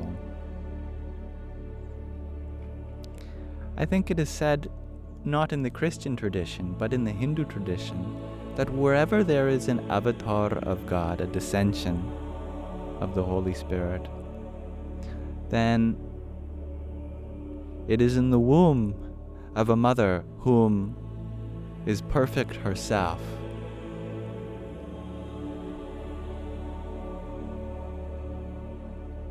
So whenever we see a descension of God, purity come from her womb, it means that she embodied that purity herself. She was the perfect vessel.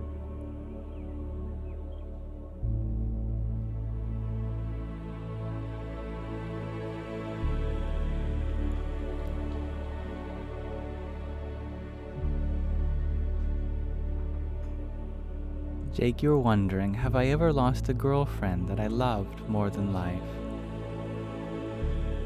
Absolutely.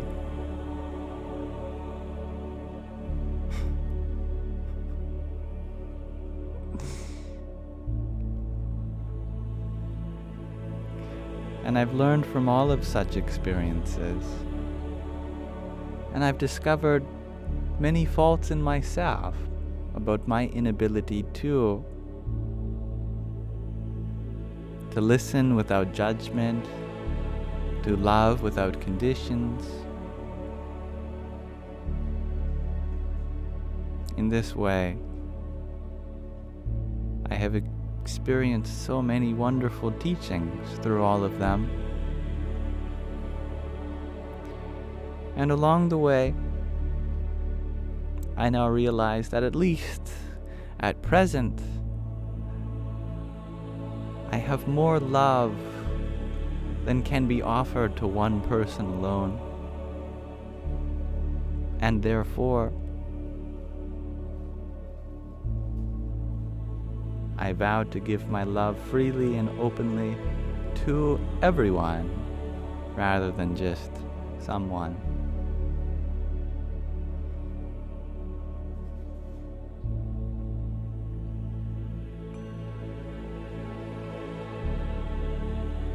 And I love that guy, F. Love for the sake of love, without expectation.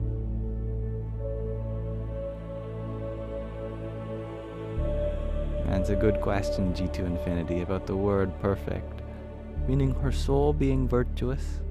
Well, all souls are virtuous.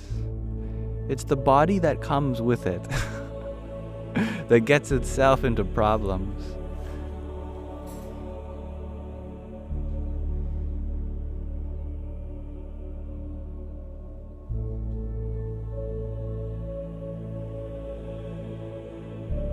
Jake, you had asked, what is the best way to start working on yourself, on listening and communication skills?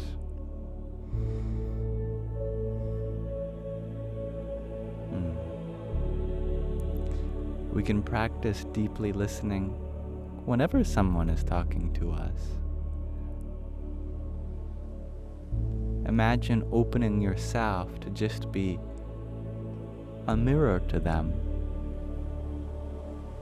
to hold a reflection of their story. Feel all those feelings. And whenever there is an urge to help, put that aside and help just by hearing, having them feel understood and listened to and heard. There's no need to solve the problems of the story.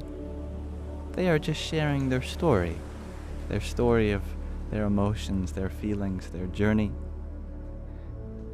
If they ask for advice, then you may give. But right now, give them the opportunity to share their story with you, even if it's a little one, and the little interaction they had with the Starbucks barista that morning, whatever. Imagine like it's the story of the universe, the greatest story ever told, and just be the subject of it. Put yourself in their shoes and learn through their experience. I believe that everyone is teaching us something through everything they have to share with us, big or small. We become one with them by opening ourselves up to them. And we relate in their experience and feel a sense of connection with that witness consciousness that shines through them just as it shines through you.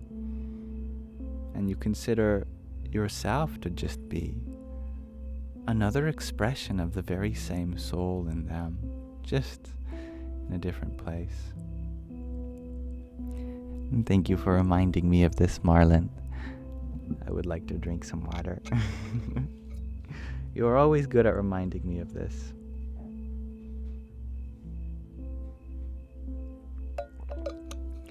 And Marlon, you asked a question.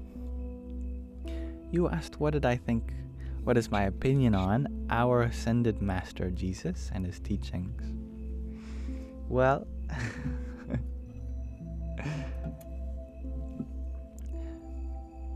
I've heard the term ascended master being used to describe Jesus and other beings.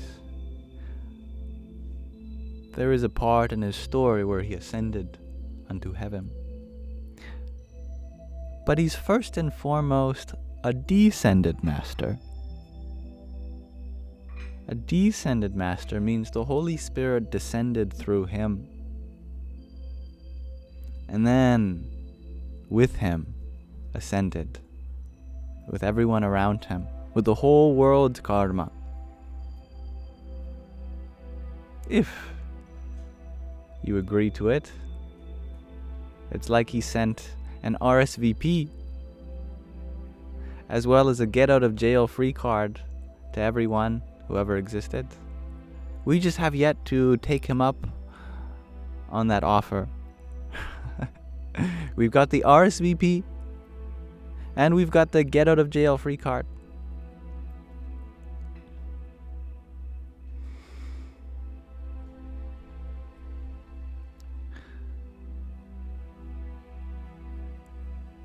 I believe it is most accurate to refer to Jesus as a descended master, because we cannot ascend ourselves without the first descension of spirit. Because it is like going from 1 to 2 to 3 to 4 to 5 to 6 to 7, climbing up to 100 to 1,000 to 1,000,000 to 1,000,000,000. No matter how high we go, coming from the finite, starting with the finite, we'll never get to the infinite. Now we can go as high as we want, for as long as we want, climbing up to the millions, the billions, the trillions, the quadrillions, the quintillions, the sextillions, the septillions, the octillions, the nonillions, the decillions, the undecillions, the duodecillions, whatever. the Googleplex, the Graham's number, the Tree 3, the Rayo's number. We climb all these unfathomable numbers higher and higher and higher, but we can never get to the ultimate because we're starting with what is finite and trying to build up to what is literally beyond the finite, the infinite. Therefore, if we are to bridge an infinite gap, that infinity's got to come closer to us because we're not getting closer to it. So if we speak of the infinite as the all-high, then it must descend. How do we do that? We make ourselves smaller.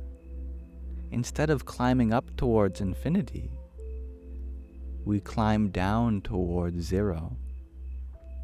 Zero is the spaciousness for infinity to fit inside.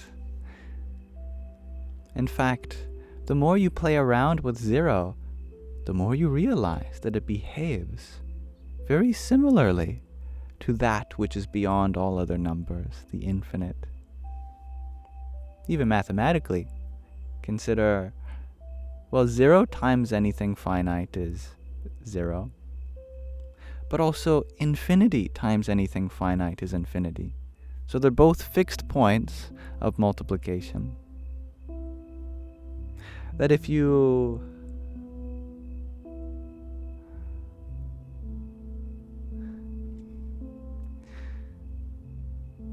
divide any number by 0, you get infinity. If you divide any number by infinity, you get 0. They are reciprocals in some sense.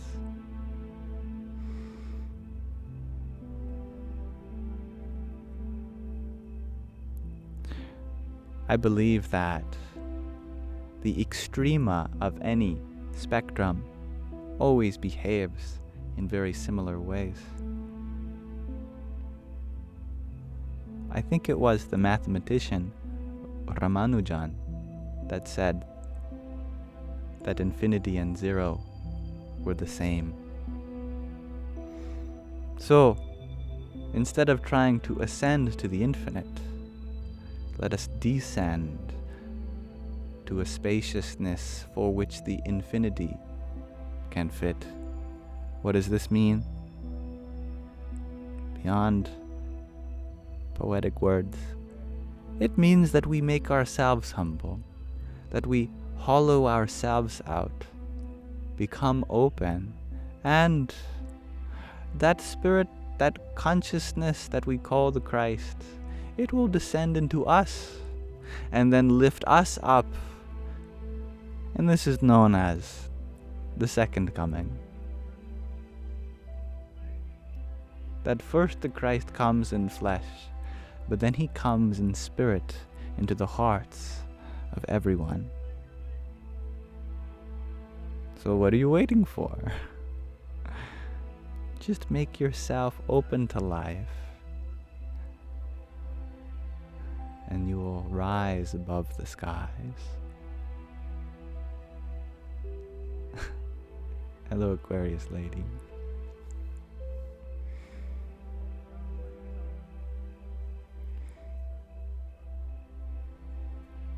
Thank you, Ostending, for your cap. Hari Om Tat Sat. Mitija, you ask, or my apologies. Sometimes I confuse donations with questions, and questions with donations. Thank you, Matija, for your quintet of community fests. Om Namo Bhagavate Vasudevaya.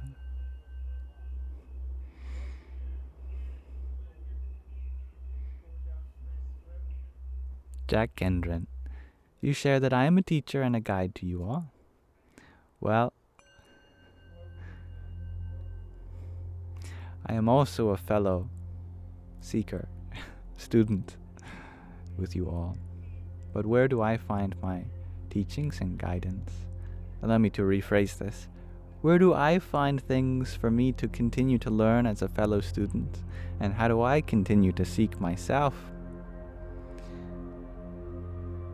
I love the idea that there's a teaching within everything. Everything. Like, for instance, I'll have, let's say, a holy scripture on the side of my desk. And I put my phone on it. And then I look at it and I go, in this moment, am I valuing my phone as higher than the teachings of this scripture?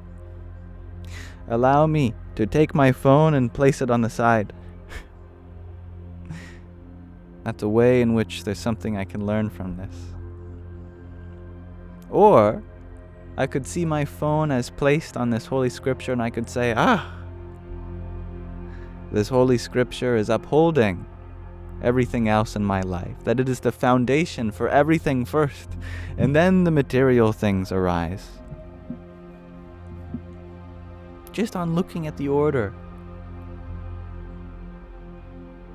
But I am the one who comes up with this. That is to say, don't drive yourself crazy over looking for signs in the arrangement of everything around you. That's a dangerous game. You are the one who finds the meaning in that around you.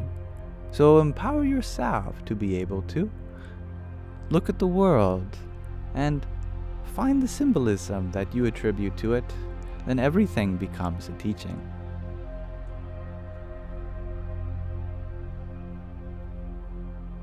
Thank you, Ragnhildr, for your pair of roses and your beautiful swan. I appreciate that. You are always here too. Spoil me with these swans. Very kind of you. I see you changed your profile picture too. Hari Om Tat Sat.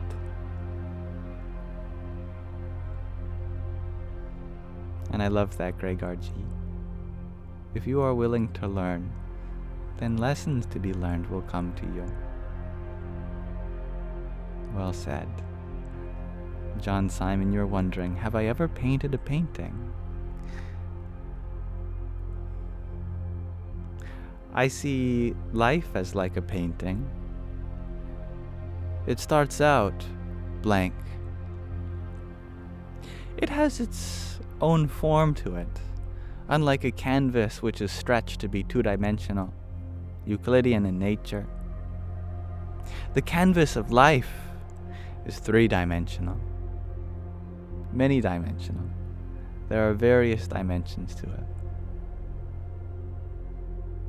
But everything in life starts off as blank. We look at someone that we do not know. We have not painted in their meaning to us yet. And they have not given us the colors, the paint. Nor might we have the brush in order to fill them in. Even the words we use, they are but empty canvases. It is up to us to decide how we wish to fill them in, what meaning we wish to pour into these words, these vessels of color. So what do you wish to paint your world with? Do you wish to paint it with dark hues of hopelessness and pessimism, with hatred? Or do you wish to see a different light, a different hue in those around you? Do you wish to, with every stroke of love, fill in the gaps with a kind of color, diversity, in which everyone and everything gets to express something unique, that you fill in the meaning to every experience? Life becomes a painting like this.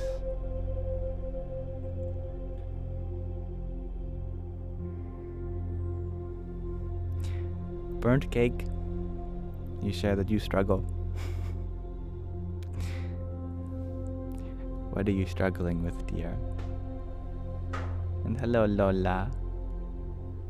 And I love that, Nick Monroe. Our lives are the very art we create. And you switch to the midnight sun. What a beautiful portrait, Ragnhildr. I like that.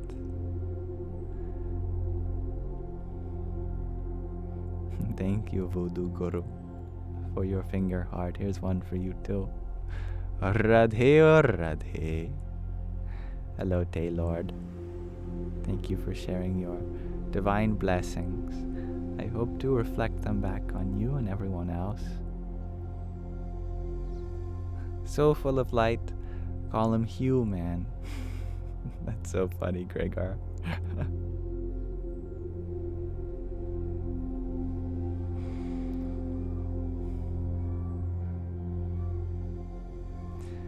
You were thanking me for being me, shares Johnson. I can't help it. You know, I tried being other people. It doesn't work. They're already taken.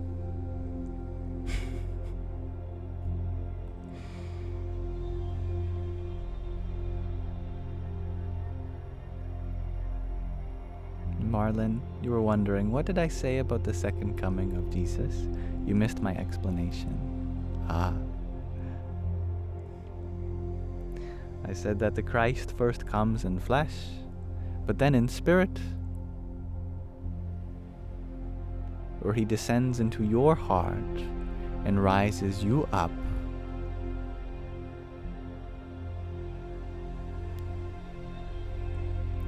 And there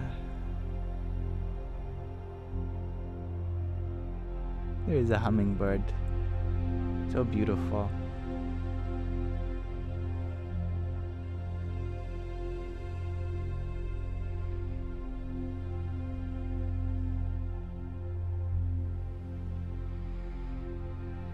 Okay, you ask, is it normal to feel like you're grieving even though you know you're moving into a better situation? My dear, grieving is what moves you into a better situation. How can you possibly hope to have uplifted spirits when grief is precisely what uplifts your spirits? By releasing all of that which has held you down, by expressing all that unexpressed love, so we can finally rise to higher and newer things.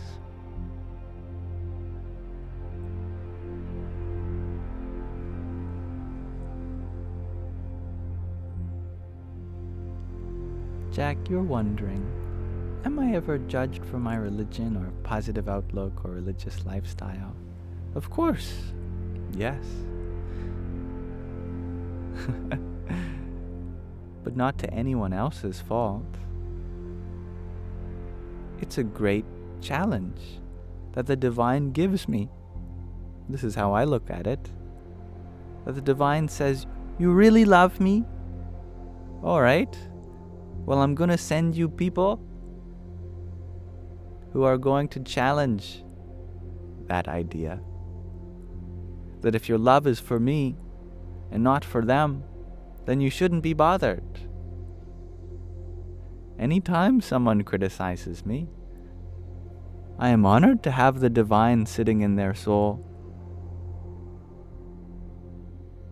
They are inspiring their words. It comes from a good place.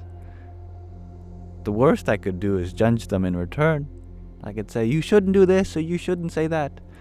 But then, I wouldn't be acknowledging the divine within them. That may be inspiring this challenge for me.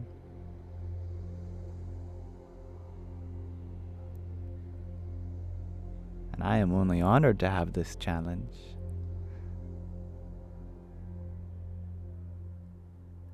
Thank you, Timothy, for your heart me.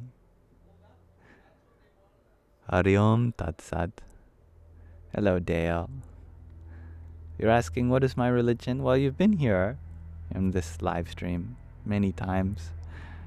I should hope you know by now. that I don't identify with any in particular.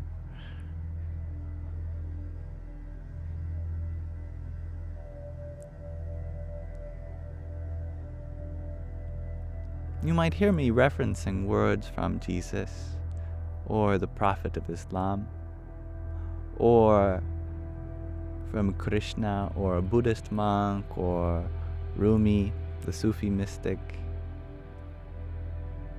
I reference these words because these are the words that you may be familiar with. Whenever there's a Christian before me, I make sure that we engage in terminology that is familiar with them. Whenever there is a Vaishnavite, whenever there is a Muslim, a Jew, whenever there is a Buddhist or a Hindu, the words that I use depend on them, on who is before me, but I know that the divine does not depend on any word. One may choose to describe the divine with one set of words in this tradition, or another set of words in another tradition. But the divine tells me, use the words of whoever is before you so that we can connect on the same level. And that is why I use the words I do.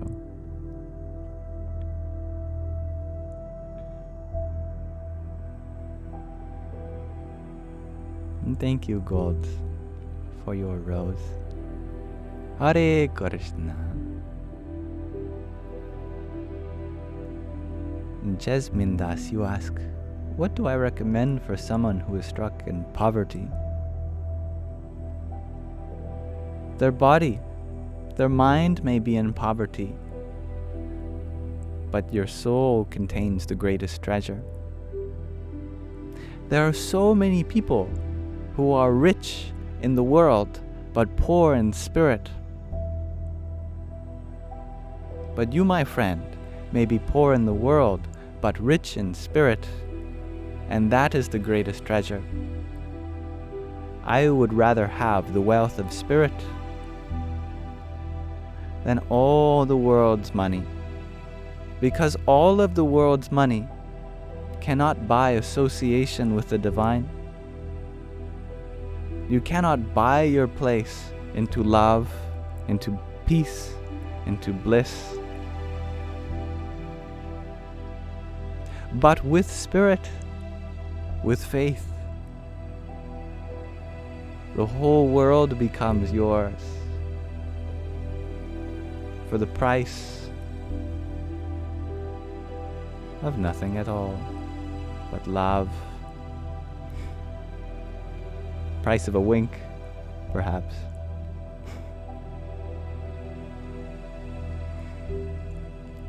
Yes, it is good that we should fight for the welfare of those who are impoverished.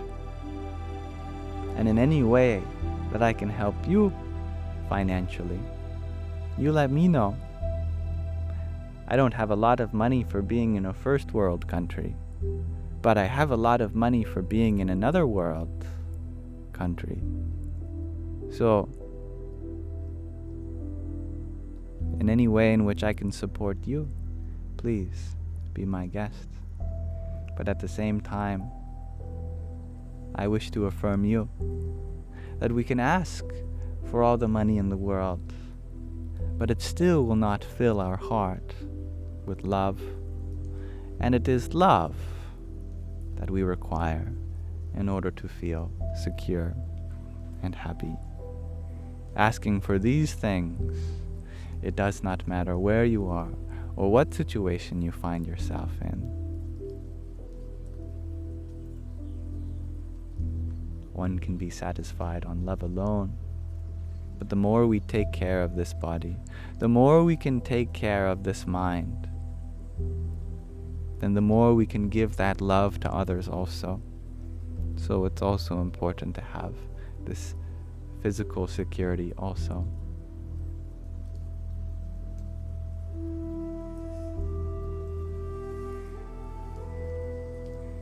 But you are wondering if I can define divine. Well, if I could define the divine, then it wouldn't be divine now, would it? If there's anything I know about the divine, it's that the moment we put it into form, we limit it. That we can express it in this way and another way. But the definition of the divine is that it has no definition. The same is true for consciousness as it is love or soul. All these things are synonymous with each other, and they all refer to something which language can never touch, with logic cannot reach, that rationality cannot befriend. But some words can point you in the direction. But if I point at the moon and you're looking at my finger, the moon is not my finger. I'm asking you to go beyond my finger and go in the direction it points to see the moon. Did you know that not many animals can do this? I think it's elephants, dogs, and humans. They're the only animals we know of that understands that if you're pointing at something, the point is not to look at the tip of the finger. You try to do this with your cat, it often never works. You point at something, the cat's just looking at the tip of your finger like, yeah, I see your finger, what about it? A dog, on the other hand, you can point, and the dog knows, oh, you're ushering my attention in that direction. It is the same with words. That people can get attached to words without realizing that a word is but an arrow that guides you in the direction of its meaning. But a word does not contain the meaning itself. All the holy scriptures in the whole world, they tell you nothing about the divine. They only tell you where and how you can go in the direction of it. Then you may find that meaning beyond the words. Here are some example pointers. The divine is that which is within everything and within everyone. The divine is that which illumines your mind. The divine is that which is unconditional in its love. The divine is that which is before everything, after everything, and contained within everything. The divine is that which sees all but cannot be seen, hears all but cannot be heard. Fire cannot burn it, water cannot wet it, wind cannot dry it, and even a surgeon's scalpel cannot pierce it. We can only describe the divine in terms of what it's not. It's not physical. It's not temporary. It's not visible. It's not finite. Any particular thing in our experience, it is not. But that which contains all of our experiences, it is.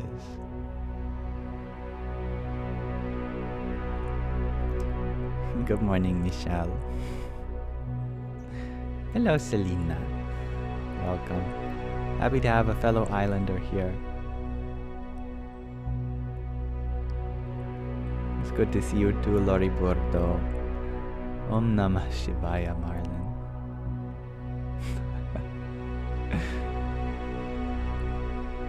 Thank you, Bobby Sue, for your applause. Here, I have some claps for you too.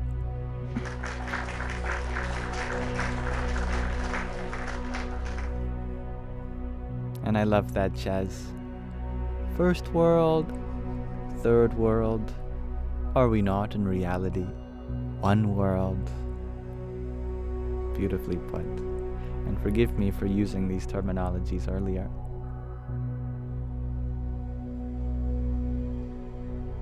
And thank you, Lola, for your 1, 2, 3, 4, 5, 6, 7, 8, 9, 10 roses. Radhe, Radhe. And Gina, thank you for your community fest. And stop giving me money. When I know your family needs it, I'm going to have to send it all back to you with interest.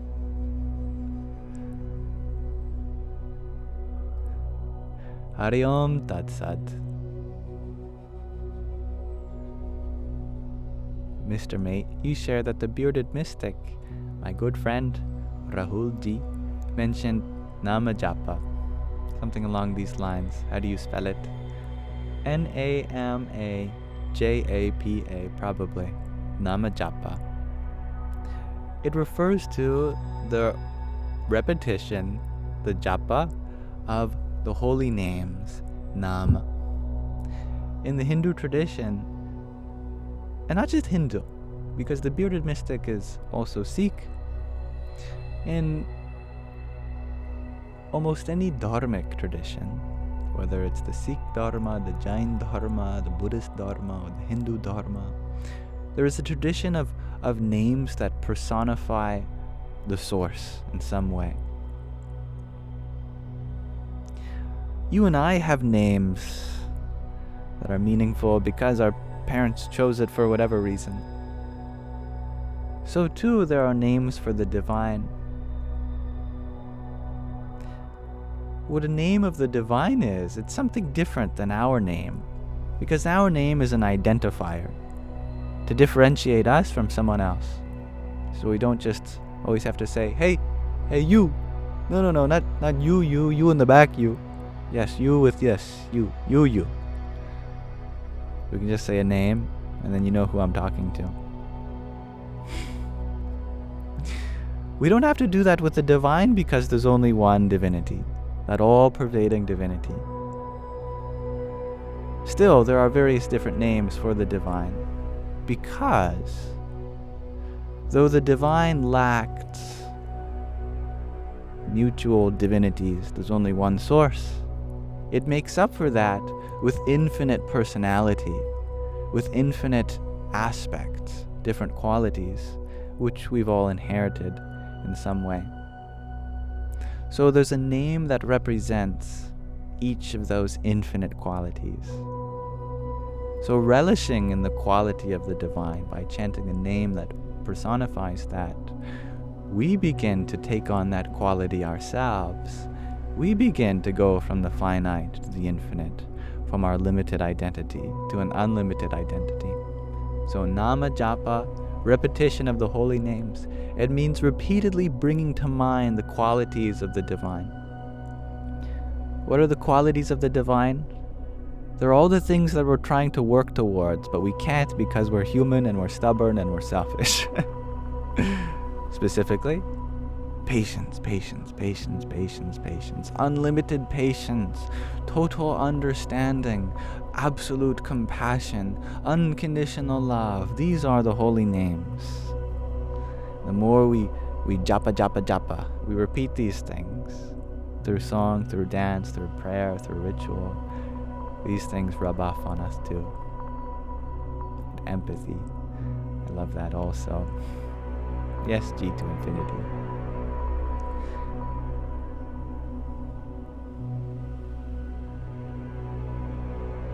Good morning, Lola.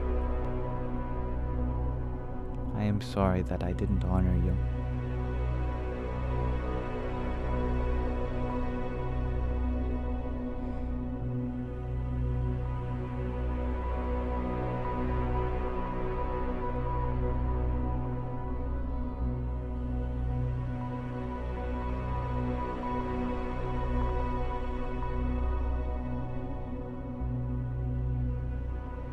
Meow. Marlon, you are wondering, what's my opinion about the spiritual awakening of 2024? I don't have one. I believe that in some sense there always has been a spiritual awakening. In 2024, 2025, 2026, 2027, 2028, there is a spiritual awakening that happens at different times for everybody. Not everyone's take place in the same year. And every year we awaken to another aspect of existence. Just by keeping yourself open and allowing something new to come your way. We awaken every day, don't we?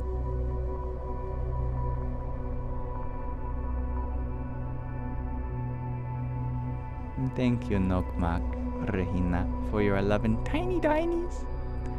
Yippee! What you share when we leave here and lose our identity. Here we grow and become as one without identity. You will always have core elements of an identity. Just ask any mother. One of my favorite things to do. Was your baby born with a personality or without one?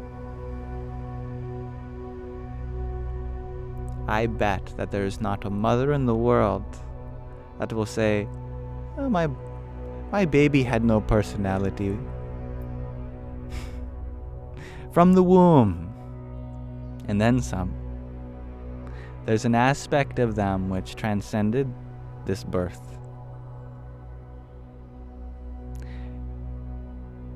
Through perhaps what is a misunderstanding of a tradition called Advaita Vedanta, which is non-dual study of the Vedas. As it has been embraced here in the West as a philosophical tradition that goes beyond identity boundaries, we have come to interpret it as something to do with dissolving the ego, with getting rid of one's individual sense of self. But in my opinion, this is a misunderstanding of Advaita Vedanta. Because even realized Advaitin masters still had an ego. They were fully enlightened, but they still had a personality. There's no need to leave it behind. You'd flop on the ground because without an ego, there's no control point for this whole human system. We operated from the point of the ego down. From the ego controls the buddhi, the intellect. From the intellect, we control the manas, the mind. From the manas, we control the tan, the body, and its senses, the vishayas, the indriyas. It all comes from our sense of self, how we shift our sense of self. There's no need to dissolve your sense of self completely. Just keep it open, keep it inclusive. Have no rigid, firm sense of self that isn't open to the ups and downs, the nuances of life. Let everyone add to your identity.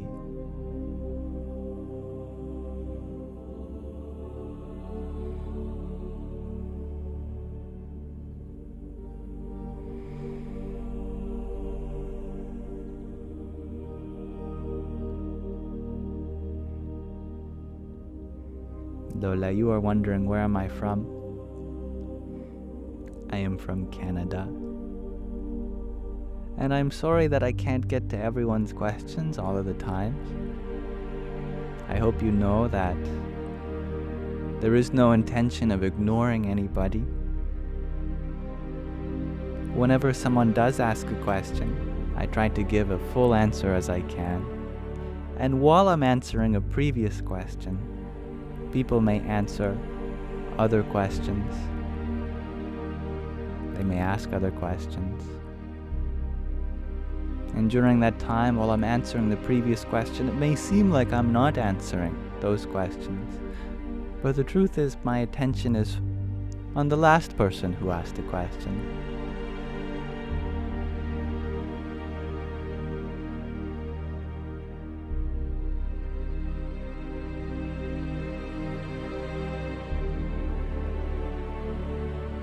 And Anthony, you are wondering, am I Liam? Well, it's a person, their name, not quite. But I was born with the given name Liam, but my friends call me Yam. And I consider you my friend. But whatever you call me, that is your choice.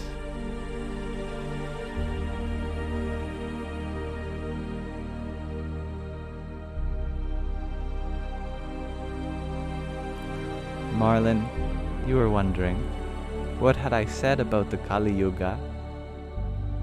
You were very close.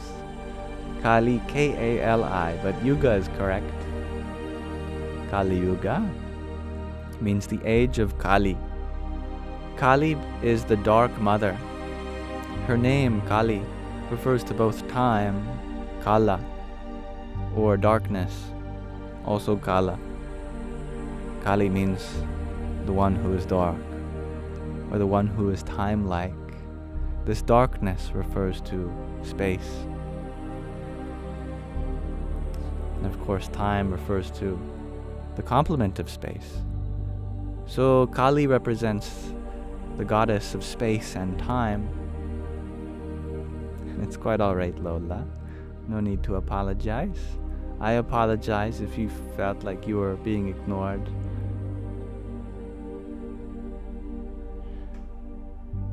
Kali is the form of the mother which you don't wish to mess with.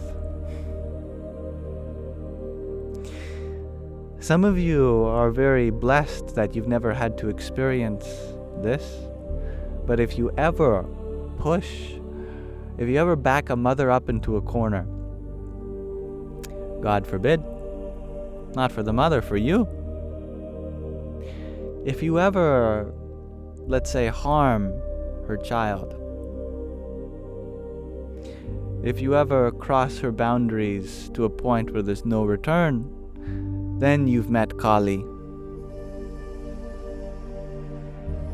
Kali is the most powerful form that a mother can take, and once she has started, there's no stopping her.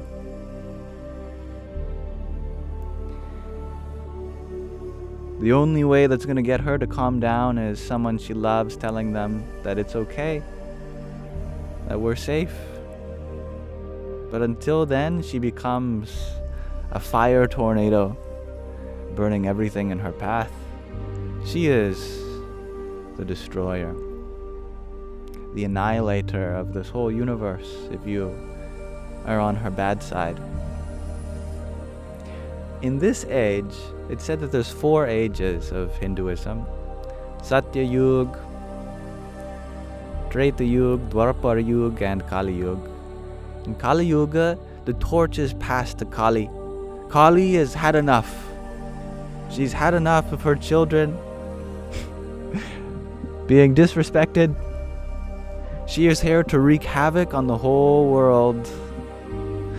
And so all of this drama that we've experienced in the last 5,000 years or so, this has been her play that she's putting on.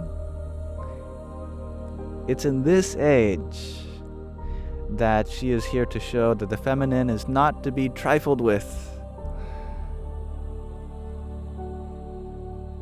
As such, we have seen such a rise in women's voices, in women's suffrage movements, in the right to vote, the right to bodily autonomy.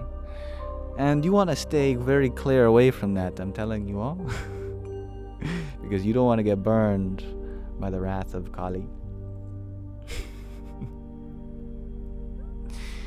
Yes, animals too. Kali is there as the mother of all animals. Exactly. So this age is hers. That's why in this age there is something called Kundalini. Kundalini means exactly that. It's that power of Kali that lay dormant within you, and she is here to awaken it within you.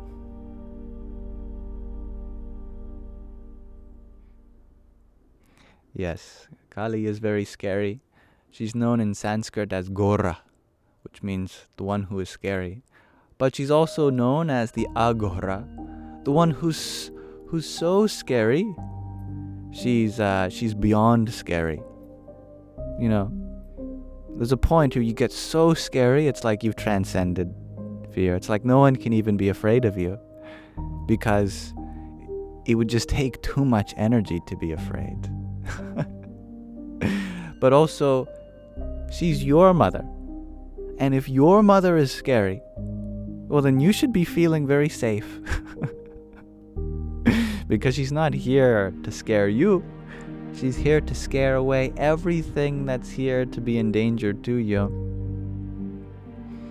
You know, if your mother is known as the fearsome one, the beyond terrible, well, that makes me just a happy little baby. How could I feel afraid when the Divine Mother in her most powerful form is here? Tonight we will be meditating on her. It'll be our meditation, like I do at the end of our live streams. We'll be doing a mantra dedicated to her. And I must be honest with you, it's a very scary audio-visual experience. But it's also your mother. So how can you be afraid of her? Thank you, Hybrid Jen, for your hand hearts. Here's some for you as well. Om Krim Kalikaye Namaha. And Lori Bordo, thank you for your 10 roses. Your friendship necklace. Your tiny. Yippee! And hello, Cornbread. Lori, thank you for your finger heart, your heart me, your pair of team bracelets, and another pair of team bracelets. Thank you.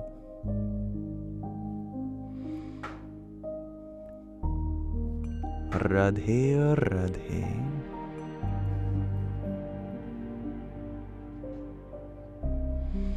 And Brad, thank you for your community fest. Hari Om Tat Sat. And Lola, thank you for your pair of roses. A trio of them, in fact. Jai Sita Ram. And thank you, Gabriella, for your heart me and your pair of best teams. Om Namo Bhagavate Vasudevaya. And thank you, Lori Bordo, for another team bracelet also. Om Namah Shakti Shivaya. Marlon, you shared that Nick Monroe had a question. Well, let me go and see it. Thank you for echoing their voice. Why did Kali kill Shiva?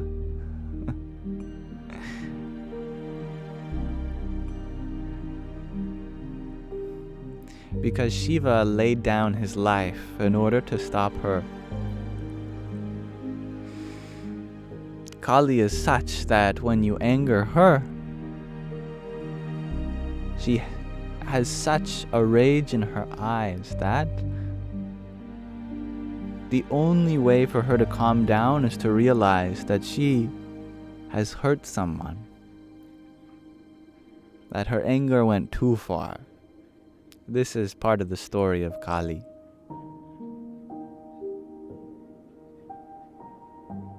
That someone or something pissed her off so much that she erupted in a fury, and nobody could calm her down. So in fear that she would blow up the whole universe, Shiva laid down before her, and she stepped on him. Now, of course, Shiva didn't die. Shiva is Shiva. Shiva is God. But after Kali realized that she was stepping on Shiva, she was hurting him, then she came back into her calm demeanor and said, "Oh, my dearest Shiva, my love, my soul beloved, how could I have caused harm to you in this way? I am sorry." And she calmed down.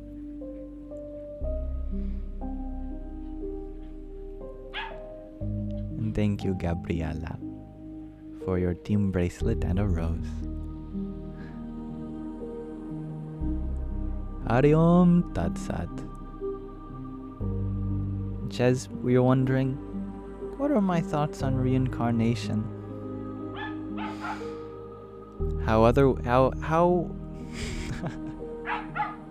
How could it be any other way? in the most ancient of all scriptures, called the Vedas, it is said that Earth is the place to be, that this world, and you can be here as long as you want.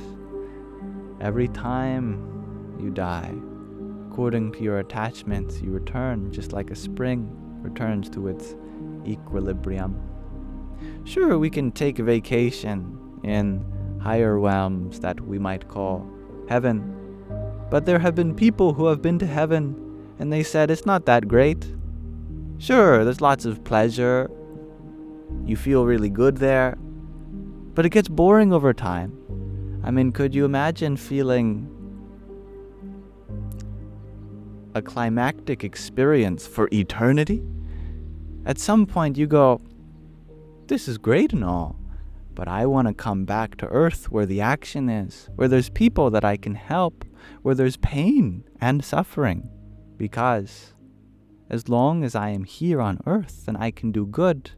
If I am in heaven, then that's selfish of me. As long as I work for a state of being in which I'm happy, there's still people on Earth that are suffering. So, all the great saints who have been to heaven, and by the way, that includes all of you. You've all been to heaven before. We've all come back to Earth. Why? To bring heaven here on Earth, to help those who are currently suffering. Likewise, we've all been to hell, but that's another story.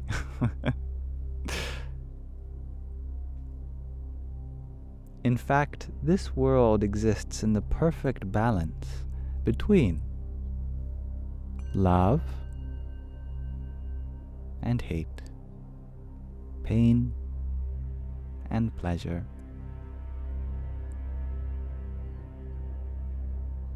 It is within a human body that total liberation is possible. We cannot have that kind of freedom anywhere else. And this appeals to the intellect, doesn't it? Because why would one want to work for happiness in an afterlife when it's in this life that we live? Just as this is the afterlife of our past life, and we are living the past life of our afterlife, this is the place to be. We should work for the salvation of ourselves here and now. Actually, the real heaven, the real hell, is also here, is also now, just in a state of consciousness, whether you are making this place miserable for yourself and others, or are you making it peaceful for yourself and others? Many people ask me, what is the difference between the idea of heaven and hell, reincarnation, and a nothingness, annihilationism? The answer is nothing. All of these views are equivalent. Why? Well, let's start with how annihilationism actually is the same as reincarnation. We'll unify these, and then we'll unify this with the heaven and hell dichotomy. And then we see that all views of the afterlife are actually one. So suppose that nothing awaits you after death. Just imagine. Well, would this not be the same nothingness that happened before our birth? The very same nothingness that we return to? Because the nothing before birth cannot be different from the nothing after death. If two nothings were different, you must be comparing something about them. If you are comparing something about two things, then they must be things. So if nothing is truly what awaits us, it must be the very same place from which we've come. And if one has arisen from nothingness, then what is stopping you? Well, nothing. In this way, it's already a cycle of becoming and returning, and becoming and returning, and becoming and returning, and becoming and returning. This is called samsara, the cycle of births and deaths. We have known this for 5,000 years or more. However, we make a mess out of this life by becoming attached to it. We get attached to these friends that we have, and these talents, and this occupation, and this gender, and this nationality, and this religion, these family members, this body, that by the time we are in our next life, we are trying to be somebody that we're not, because we're always changing, because we're always evolving. Due to our attachment to any particular expression of life, we get lost in the cycle of creating some sense of self and then having it all fall apart again, lifetime after lifetime. So it becomes hell. You're already living in it. But it can become an eternal heaven as well, just as it's currently, for most people, an eternal hell. We can make it into an eternal heaven just by shifting our perspective from samsara, from the cycle of births and deaths, to nirvana, to eternal peace, well-being. And we don't do it by escaping the world. We do it by letting go of all of our suffering. Just as Jesus said in the Christian Bible. We were talking about this earlier. The kingdom of heaven is within you. It's not up there, and it's not waiting for you in some other place, in some other time. It's something that's innately part of your being. We just have yet to bring out divine will. As it is said in the Lord's Prayer, Our Father who art in heaven, hallowed be thy name, thy kingdom come, thy will be done, on earth as it is in heaven. This divine will is already complete and fulfilled within that kingdom that's already within. But it must be done in the world, and we are the representatives for that. We are here to give, to love. Then we can really make this eternal life into one of eternal peace and joy, rather than one of eternal suffering. So it's in this way that indeed there is a nothingness awaiting you after death. But life is what is awaiting you after that nothingness. And indeed, depending on your actions in this life, you either make it into an eternal joy, heaven, or an eternal suffering, hell. So all three models of the afterlife are the same from this point of view. And how wonderful is that? That we don't get to say that this one is right and the rest are wrong. From this point of view, we get to say, wow, they are all right, but they are speaking about it from different points of view. But from the center, amidst all three of these ideas, they all merge into one actionable, practical realization in which we are empowered in this life, right now, to convert this suffering, this alchemy, into a greater joy, into a peace for ourselves and our loved ones to experience.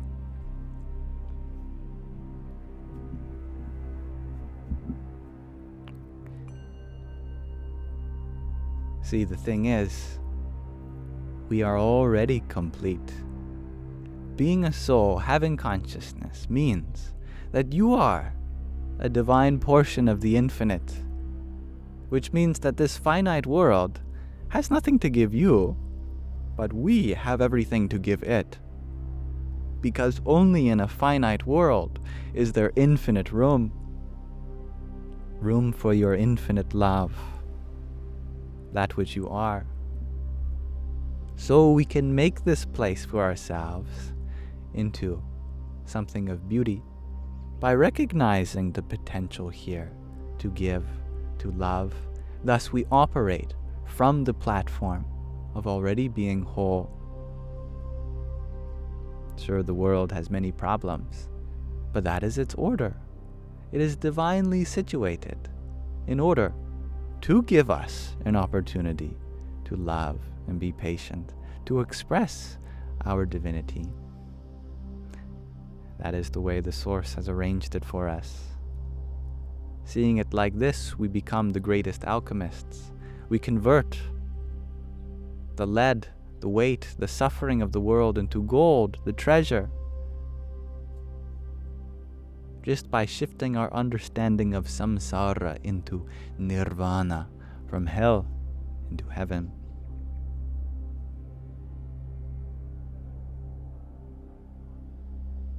And my dear Lala Michelle, you bring a good point. How can this be possible if we are not supposed to forgive ourselves from the things we should be reprimanded for? And that's a beautiful question. Let us explore this.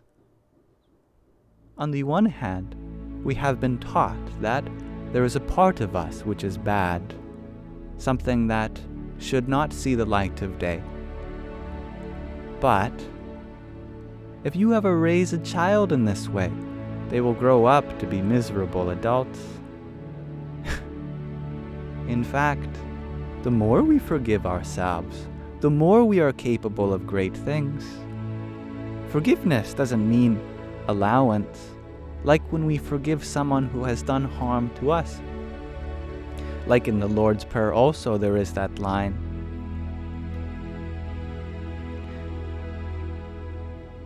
Our Father who art in heaven, hallowed be thy name. Thy kingdom come, thy will be done, on earth as it is in heaven. Give us this daily bread, and forgive us our trespasses, as we forgive those who trespass against us.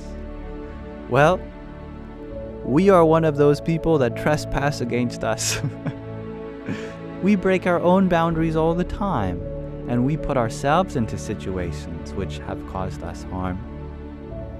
The word sin has been used to make us feel like we've done something wrong. It has been used to oppress and minimize. But in my understanding, this is not the intention upon which this word is based. Rather, we should honor the fact that we are allowed to make mistakes, that this universe has an opening for us to learn, to have lessons, to grow from. In my opinion, there is no punishment from the divine. The divine does not work in terms of reward or punishment. Us humans do, that's for sure. But the Source, the divine, only has love, unconditional love. There are blessings and there are lessons. And sometimes lessons are blessings, and blessings are lessons. When we learn to forgive ourselves, then we honor the fact that we've learned our lesson, that we can move forth here from the platform of love and acceptance. And we continue to make mistakes, absolutely.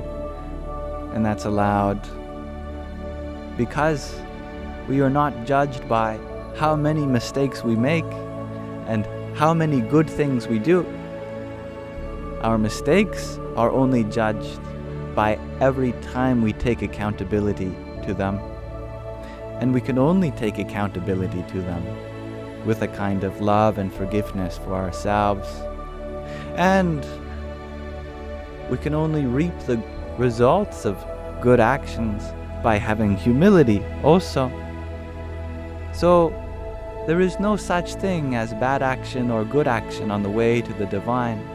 There is only opportunity for accountability and humility. And the more we take ourselves to be accountable, and the more we are humble, then we can open ourselves up to greater and greater joys.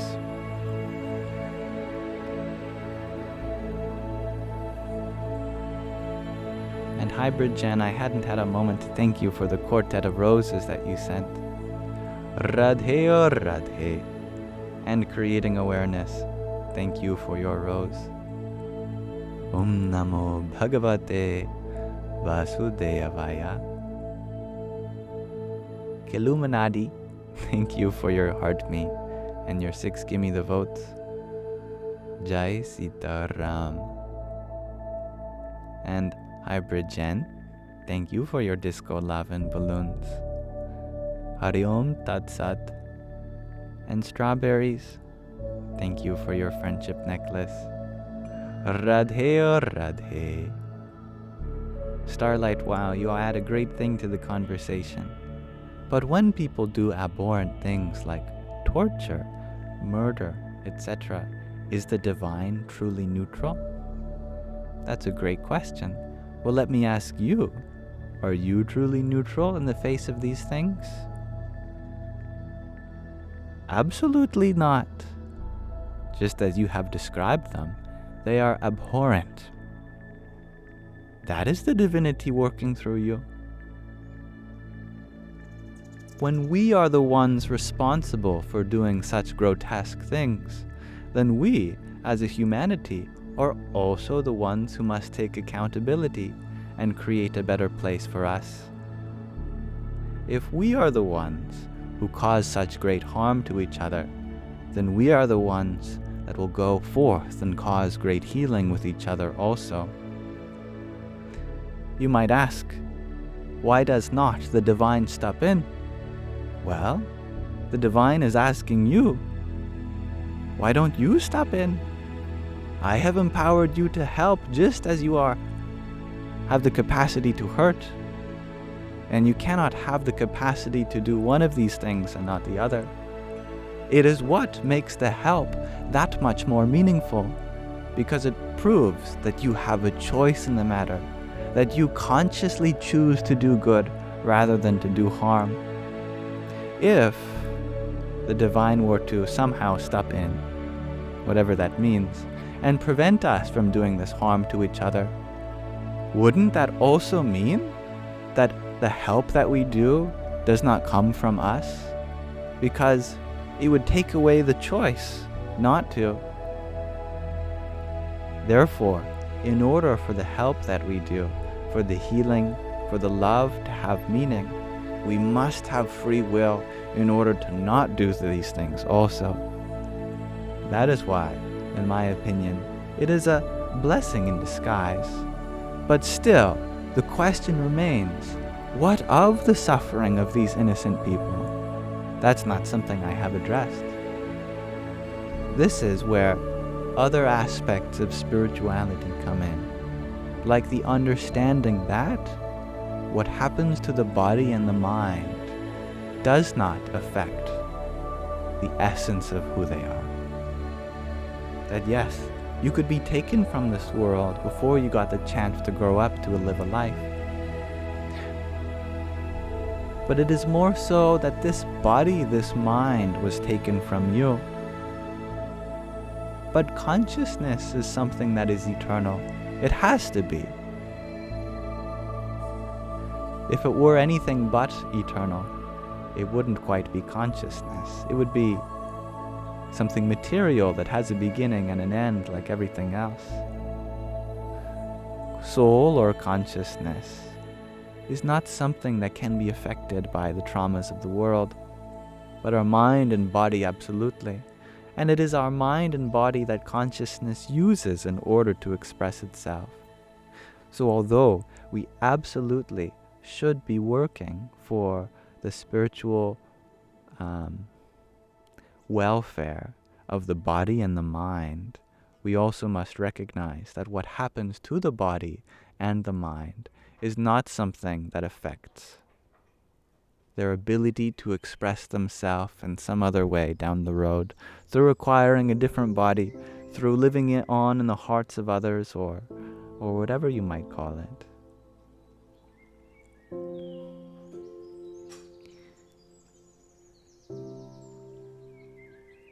And thank you, Everett, for your octet of roses.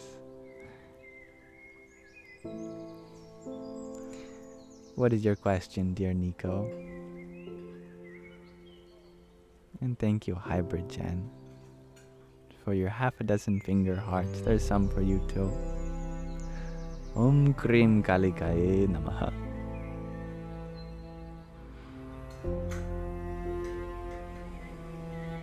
And hello, Mars. You're asking, how am I? I'm doing well, thank you. No, you're asking, how am I real? Well, I don't know, you'll have to ask my mom, who raised me and made this body. You're not my mom.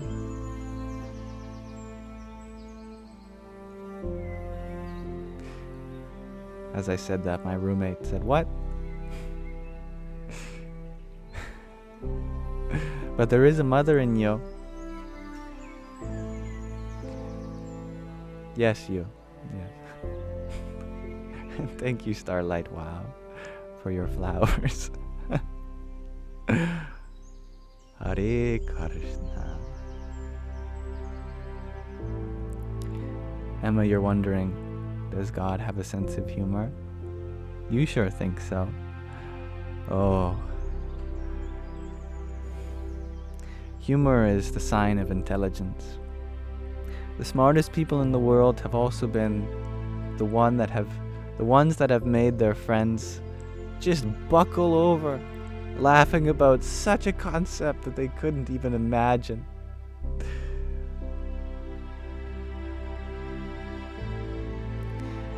So if intelligence is any sign of humor, then the all-intelligent must be the all-funny one also. Sometimes I think that some memes are even created by the source, because some of them just seem so divine. Like there was a meme a few years ago. I got distracted. There's a raccoon. Hello, beautiful raccoon. That is a beautiful raccoon. Like such beauty. I don't know how to explain it. Eating what remnants are there below the cherry tree on the other side of my garden. Show the burglar cat. I don't know if you'll be able to make him out, since he's probably really small. He'd be in between these two parts of the railing. He's like, yeah, I don't know. Yeah, there's no way you're gonna be able to see him. Oh, he's scratching his face now. I could zoom. I don't think I have the ability to do that, unfortunately, in my streaming setup. There was a meme a few years ago that was like that moment when you gained consciousness, you know. And then we all collectively in meme culture joked about how it's so funny that one day we just kind of do. I exist. Wow. You ever think about that? I have consciousness. That's the essence of a spiritual awakening. Prompted through meme culture. I think we have to thank the divine for that meme. I agree, Greg RG. I like how raccoons eat with their little hands. And they wash it. They always wash their food.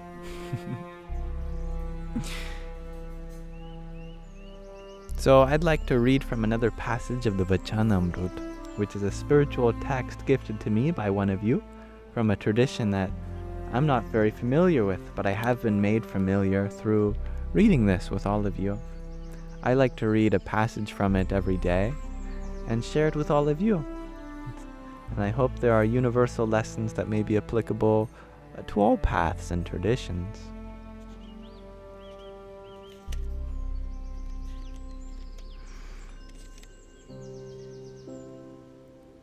Let us read.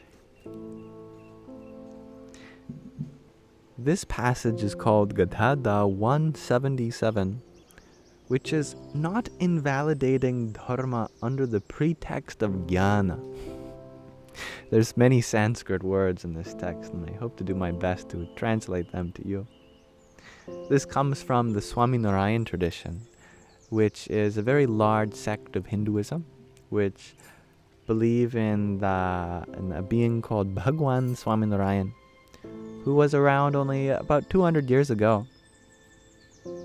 And he did lots for breaking down cultural barriers and for women's rights, which have notoriously been very diminished in India for hundreds of years. This book is all about the spiritual discourses he shared in the last 10 years of his life. So dharma means righteous duty, and jnana means knowledge. So this is not invalidating righteous duty under the pretext of knowledge. Sounds like it's going to be a very philosophical passage, I think. Let's find out.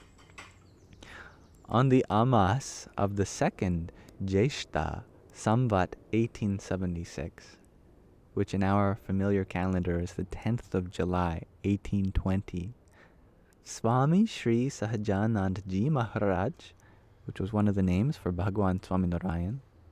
Sahajananda means an organic bliss. That was his monk name when he was initiated. His monk name was Organic Bliss in Sanskrit. And that was your birthday when this discourse was going on. Well, it's specifically dedicated to you, Cameron. It's also tomorrow, isn't it? Yeah.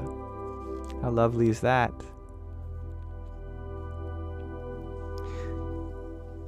So Bhagwan Swaminarayan, was sitting on a large decorated cot on the veranda outside the west-facing rooms in front of the mandir of Sri Vasudev Narayan in Dada Khachar's Darbar in Gadhada.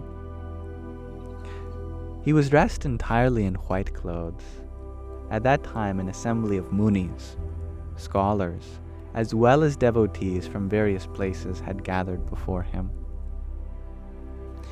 Swaminarayan's one of the most beautiful things about their tradition I've learned is that they love to tell you everything about what was going on at the time of that teaching. They give you the context, who was around, what were they sitting on, what tree were they facing, what were they wearing. In the assembly, the munis were engaged in a question-answer dialogue amongst themselves. During the dialogue, a muni, a scholar, out of misunderstanding, began to invalidate the dharma on the basis of faith in the divine. Hearing this, Sriji Maharaj, yet another term of endearment for Swaminarayan, commented, "A person who forsakes dharma under the pretext of the jnana, the knowledge of the divine, should not be considered.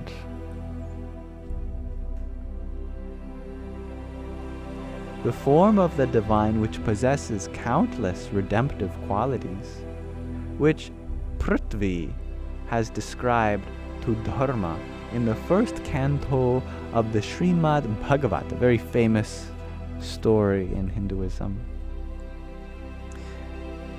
Therefore, a person who has accepted the refuge of the divine acquires these redemptive virtues. Whatever we see in the source, that we acquire ourselves. Moreover, a person who has faith in the divine also acquires the 30 attributes of a sadhu, of a monk, described in the 11th canto of the Srimad Bhagavad. Therefore, one who does not possess the 30 attributes of a sadhu should not be considered to be a true sadhu yet. Conversely, a person who does have faith in the divine definitely acquires the redemptive virtues of the divine within their heart. When these virtues of the divine are acquired by a sadhu, a monk, they also acquire the 30 attributes of a sadhu. From today onwards, then, whoever forsakes dharma, righteous duty, in the form of the 5 religious vows, solely advocating the strength of bhakti or gyan, of loving devotion or wisdom knowledge, is someone who contradicts the guru, the spiritual teacher, and the guru's word, the teaching. Anyone who even talks of such a lapse in dharma and righteous duty should be acknowledged and affirmed that you have sided with something with a perspective that I cannot accept. With such words, the talks of a person who is not quite righteous should be acknowledged in this way. Thereafter, a sadhu, a monk, asked, Maharaj, there may be an extremely staunch devotee who suffers great pain and who babbles meaninglessly at the time of death, whereas a person who does not seem to be a true devotee appears extremely composed at the time of death. In fact, they die in comfort, realizing the immense glory of the divine, and even expressing their glory. What is the reason behind this? Please explain why a pious person's death appears to be unpleasant in comparison to an ordinary person's death, which appears to be pleasant. Sriji Maharaj explained, a person's mind is influenced by the 8 factors of place, time, action, company, meditation, mantra, initiation, and scriptures. If these 8 factors are pure, the mind becomes pure. If they are impure, the mind becomes impure. Also, the divine Maya, material existence, inspires the dharmas, the righteous duties of the 4 yugas, of the 4 ages, to prevail in turn within a person's heart. If, at the time of death, the dharma of Satya Yuga, the golden age, the age of truth, is prevalent, then death appears very pleasant. If the dharma of either Treta Yuga or Dwapara Yuga prevails, then death appears less pleasant. But when the dharma of Kali Yuga, the dark age, prevails at the time of death, then death appears extremely unpleasant. In this way, the pleasantness and unpleasantness of death is determined by Kal, by time as well. Hello, bright eyes. The 3 states, waking, dream, and deep sleep, are also factors. If, at the time of death, the waking state is prevalent, then even a sinner would die while still being active. If the dream state prevails at the time of death, then a person dies mumbling somewhat incoherently, even if they happen to be a devotee. Furthermore, if at the time of death the deep sleep state is predominant, then regardless of whether one is a devotee or someone who does not believe, one passes away unconsciously, unable to say anything, either good or bad. However, if one dies while thoroughly realizing one's jivatma, their individual soul, as transcending these 3 states, and as being Brahmarup, the form of the divine, one passes away displaying all the powers of the divine. Passing away in such a way is possible only for devotees of divinity. Basically, those who have reverence for that essence, that consciousness of life within everyone and everything. In this way, Kal, time, as well as the 3 states determine the pleasantness and unpleasantness apparent at the time of death.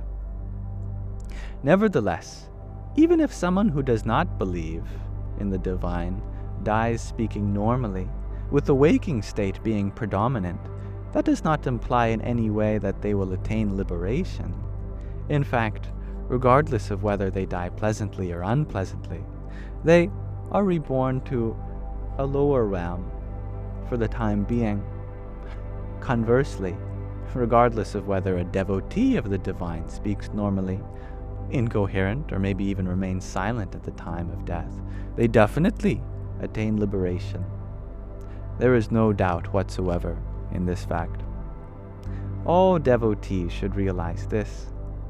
Although a devotee of the divine appears to be suffering pain when passing away due to factors such as the dream state, etc., in fact, due to grace, they experience great bliss within. So then, even if at the time of death a devotee passes away babbling incoherently, that's a fun sentence, no doubts at all should ever be entertained regarding their liberation. That's fun. Thus we conclude Gadhada 177. So, thank you for listening. I love to read short passages of various texts from various traditions. I think the more we understand the perspectives of all those around the world, the more we can gain an appreciation for, the uniqueness of the experience of life that we have had in our part of the world. But we also gain a fuller picture when we recognize how the experience of others is also something we can relate with.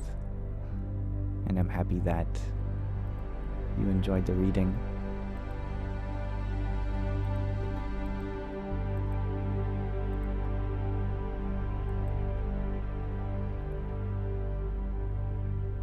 And I'm happy you acknowledge that too, Gab. Whenever there is both negativity and positivity within a space, as long as we give our attention to what is positive, then the negative, it is like droplets of water falling on the petals of a lotus.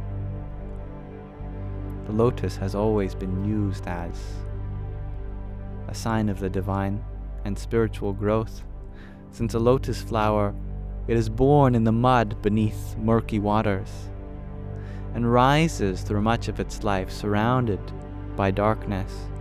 But by the time it emerges on the surface, there is not a speck of dirt on it, and all of the water that touches its leaves or petals, it rolls right off.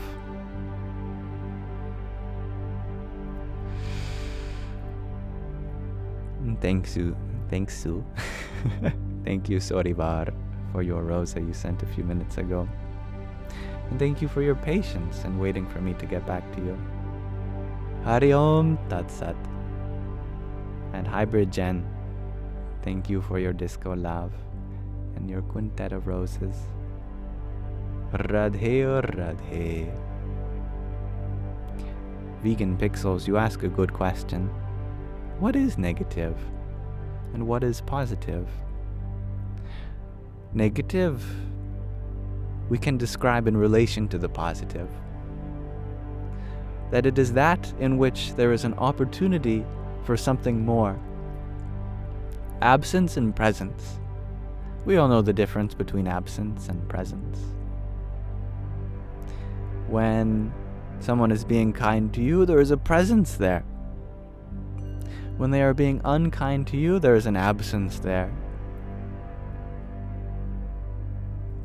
But an absence also just means that there's room for more presence. Just like, for example, in the garden around me, my mother has planted various flowers. But there are many places in which she could plant a flower. Though there are so many beautiful ones around me. For example, in this patch of grass behind me, there is an absence of flowers. But just because there are no flowers there yet, does not mean that it is a bad place to be. It just means that there's a possibility there. It means that there is potential for something beautiful to grow. You don't have to plant the seeds for something beautiful everywhere you go. But when you recognize something as negative, then that means you are recognizing a place to plant seeds for something beautiful to grow. In Vegan Pixels, you ask a great follow-up question. Is consciousness positive or negative?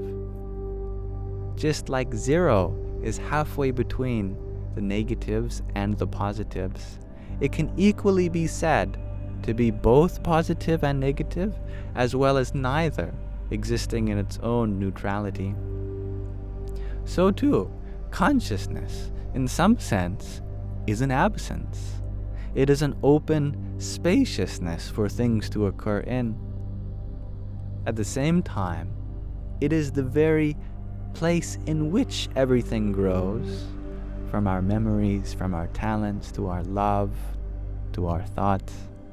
So there is a presence there within everything that we experience.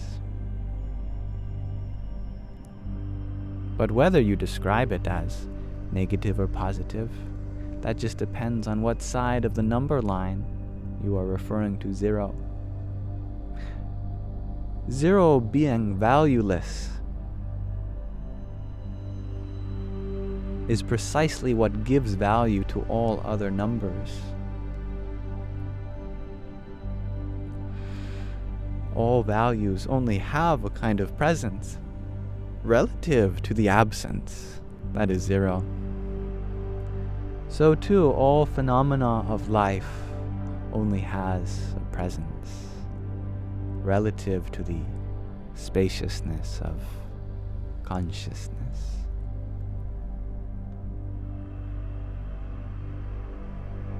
User 224, you are wondering, in Hinduism, if you do good deeds to advance in the next lifetime, does it count as good karma? Good deeds or bad deeds are, interestingly enough, not enough to qualify the nature of karma. You could perform a good deed but still get karma that's unfavorable for you. And you could perform a bad deed and still get karma that ends up being favorable. How do you then know what action leads to what kind of karma? It's in the intention of the action, or more accurately, it's in the attachment to the outcome or lack thereof.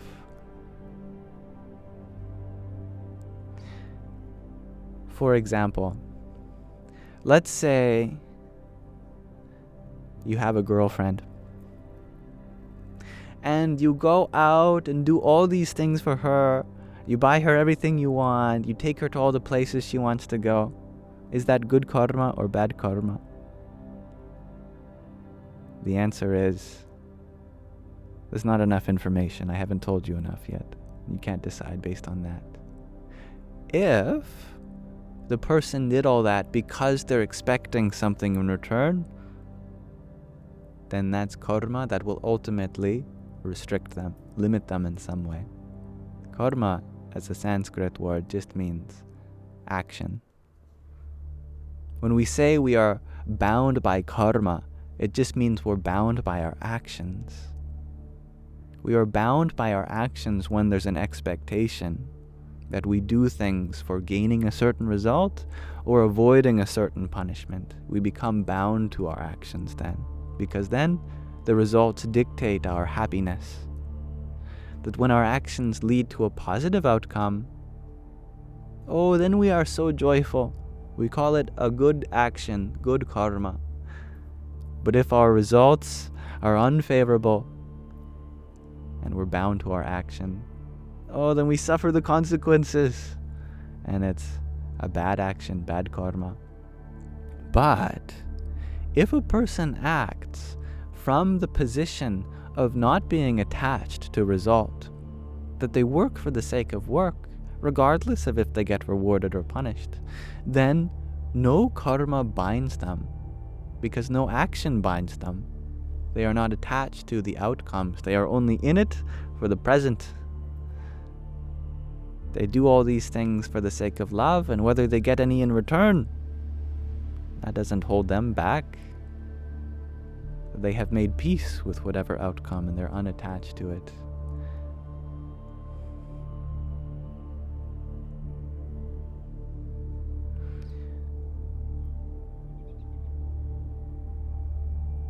A spiritual aspirant is not one that is here to get good karma, but one to be free of karma. Because good karma, bad karma is not something we can control. That's practically the definition of it. Because whenever you go into an action with an expectation, whether your expectation gets fulfilled or not, no one can decide this. We cannot decide when our expectations are going to be matched or not. That's the world. We have no power over the world when it comes to fulfilling our expectations. But we can minimize our expectations, or at least not be attached to the results of our actions. And then we can be free of karma once and for all. We can work without expecting anything in return, and thus be happy regardless.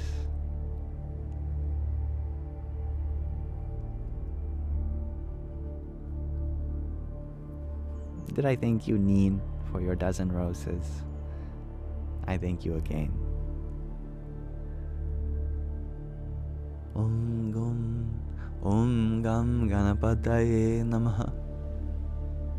And if anyone wants to learn more about that, about the nature of karma, I would recommend going to the source. The 3rd chapter of the Bhagavad Gita, which was a song sung 5,000 years ago. The title of that chapter is called Karma Yoga, which describes the nature of karma as something to do with our attachments to outcome. But literally the word karma means action.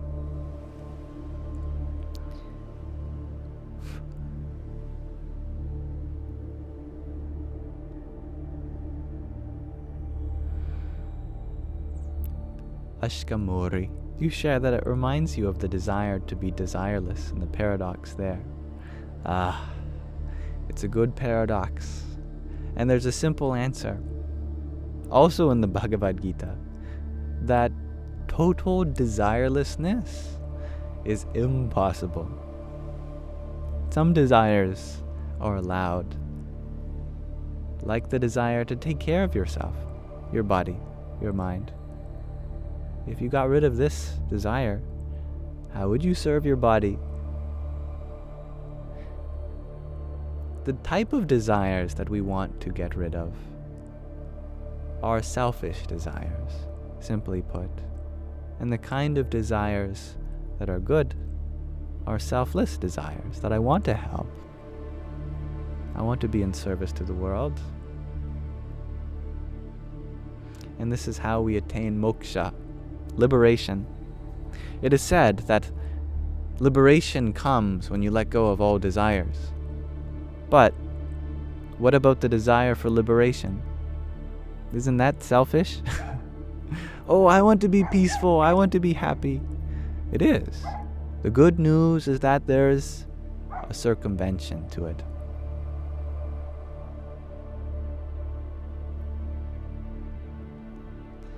We can circumvent this paradox by putting something even higher than liberation as our goal.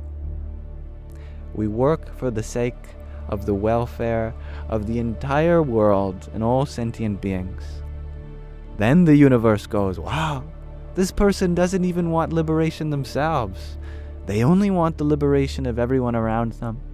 Therefore, let us grant this person liberation, because then they really will be able to liberate everyone that they want to. Thus we've circumvented the paradox, gained liberation ourselves, and are simultaneously seeking the liberation for everyone else. That is the path of bhakti, the path of seva, the path of karma yoga.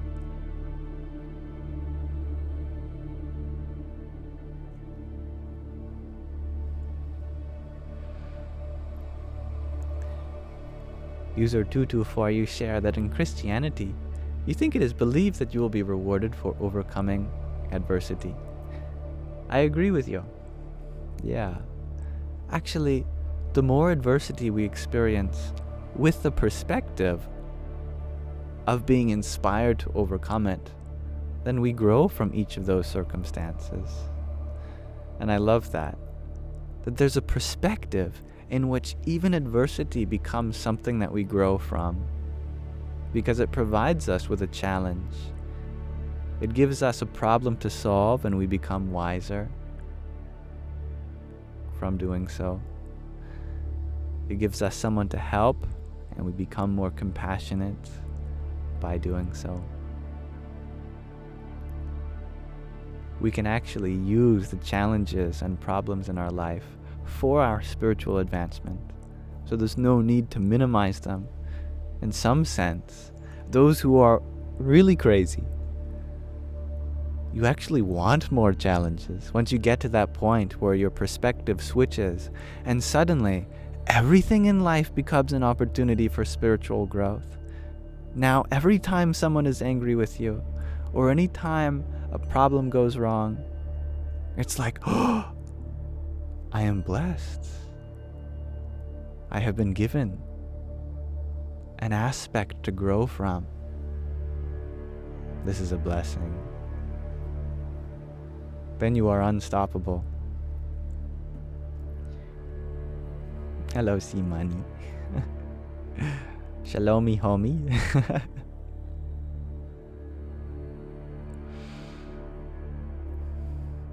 Thank you, humble warrior, for your heart, me and quintet of team bracelets. Ram Ram. And creating awareness. Thank you for your pair of roses. Oh, it's Kaukiji. Now I recognize your profile picture. Welcome back. Judy, you ask a great question. Do we ignore world politics?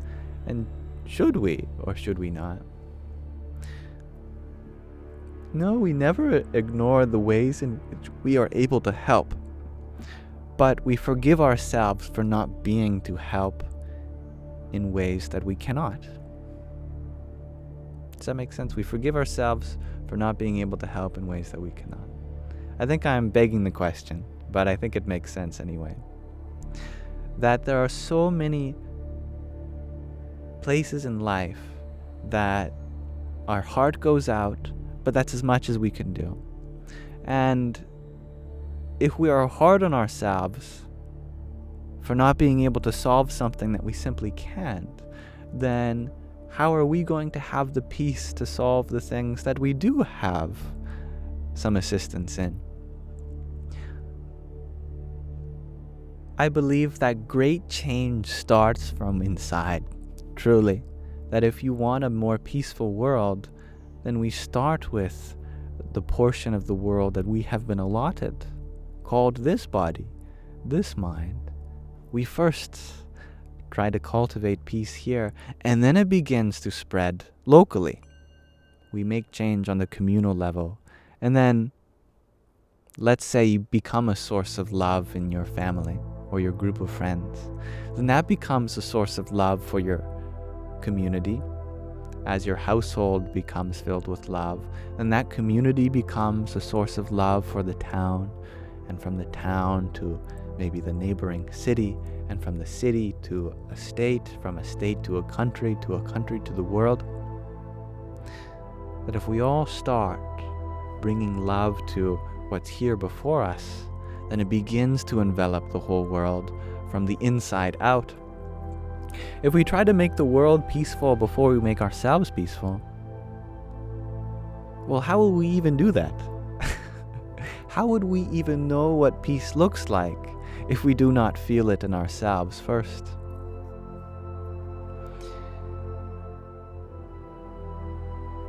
However, the world has become much closer, and what is nearby might not have to mean something physically local. For instance, the internet has made many people so much closer than even people in their physical life. We are able to touch the hearts of those from around the world.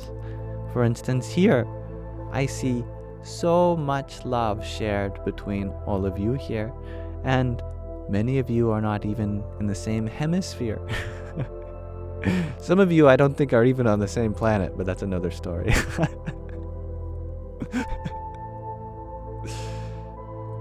That would not be possible without our digital age.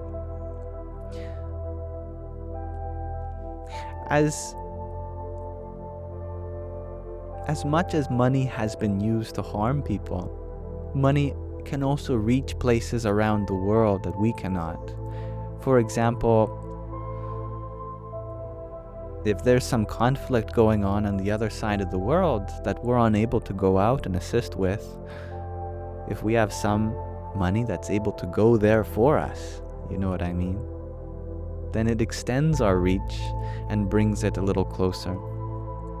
But we start with what's within my control, within our control. And to be honest, it's very small. The portion of this universe that we have influence over, it's subtle. But it's also profound because it expands from where you grow. That just a simple, kind act somewhere propagates itself. Whenever someone is kind to you, I'm sure that made you feel even better to be kind to the next person. The same is true, of course, for negativity as well.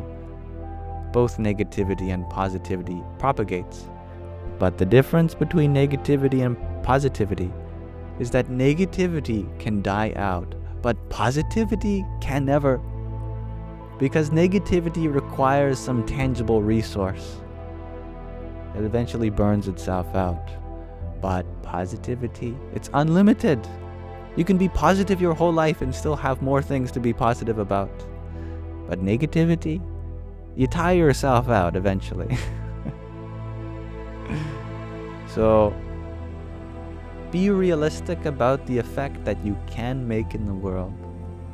However, don't underestimate yourself as well.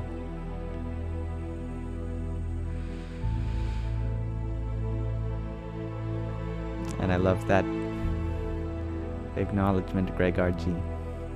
Subtle is one of my favorite words. And thank you for listening, Judy. Leo, too, you shared that this music is making you feel like you're Peter Parker and Uncle Ben's giving you a life-altering speech.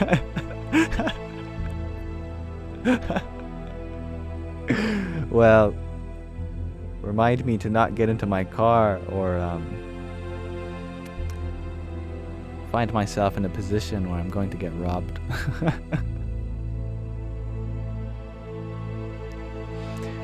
Doggy life, you ask, do I ever feel emotional turmoil? Every day? Yes. Always. Yeah. I think the secret to being happy is not to try to get rid of some emotions that aren't serving you, but find the way in which all emotions serve you. That there's something sadness can teach you, something fear, something anger, anxiety, guilt. They all have a message to bring us. Emotions are like little post people. Sometimes the envelope is prickly and pointy or wet or hot, and it's hard to get inside to see the message because we have to see past all the harm that may come when trying to unfold this letter. But if we have the patience to delicately unwrap the message that each emotion has, then all of them can be a totally valid expression of life, and you can feel empowered to feel a kind of happiness throughout all expressions. Gaia, can I answer your question? I don't know. What is your question, dear? Do I get sad? Is that your question? If it is, then the answer is absolutely. Yeah. I feel a lot of sadness. And I love it just as much as times when I'm not feeling sad. I think sadness is beautiful. And the more I open my heart to the world, the sadder I get. But also the more inspired I am to help and connect with those who are feeling similar things. On one hand, Ram Dass said, I feel sadness from the suffering of the whole of the world. But on the other hand, I feel joy because of how much good is possible. And it's possible to feel both of those things at the same time. User 224, you're wondering what just flew over my head on stream? Probably a bug. Yeah.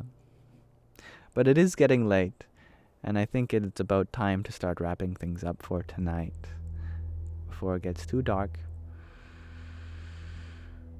And the wonderful Tulasi plant, she has been emanating her beautiful fragrance. She never does that. It's very rare. I feel blessed. Her aroma is very much divine.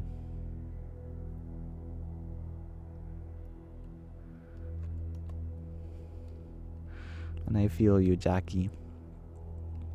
Sadness can be hard to bear, but holding it, especially when it comes to the loss of a loved one, can be a beautiful experience itself. If I ever left behind loved ones in this life,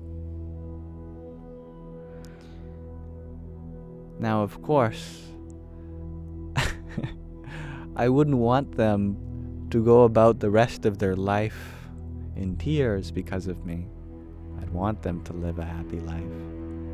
At the same time, any unexpressed love in their heart, I'd want that to come up, whether it's through laughter or through tears, whether it's through celebrations or solemn moments of silence. I would hope that whatever they are holding on to finds its way to be expressed, even if that expression is ugly for the time being. It'll certainly evolve you into more and more beauty. Leotu, you share that the bug is a paid actor to remind us to not let this live go over our heads. Wow. That's good.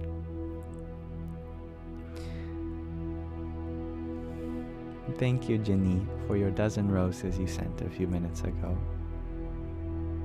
Hari Om Tat Sat. And Morzena, thank you for your trio of roses. Hari Om Tat Sat.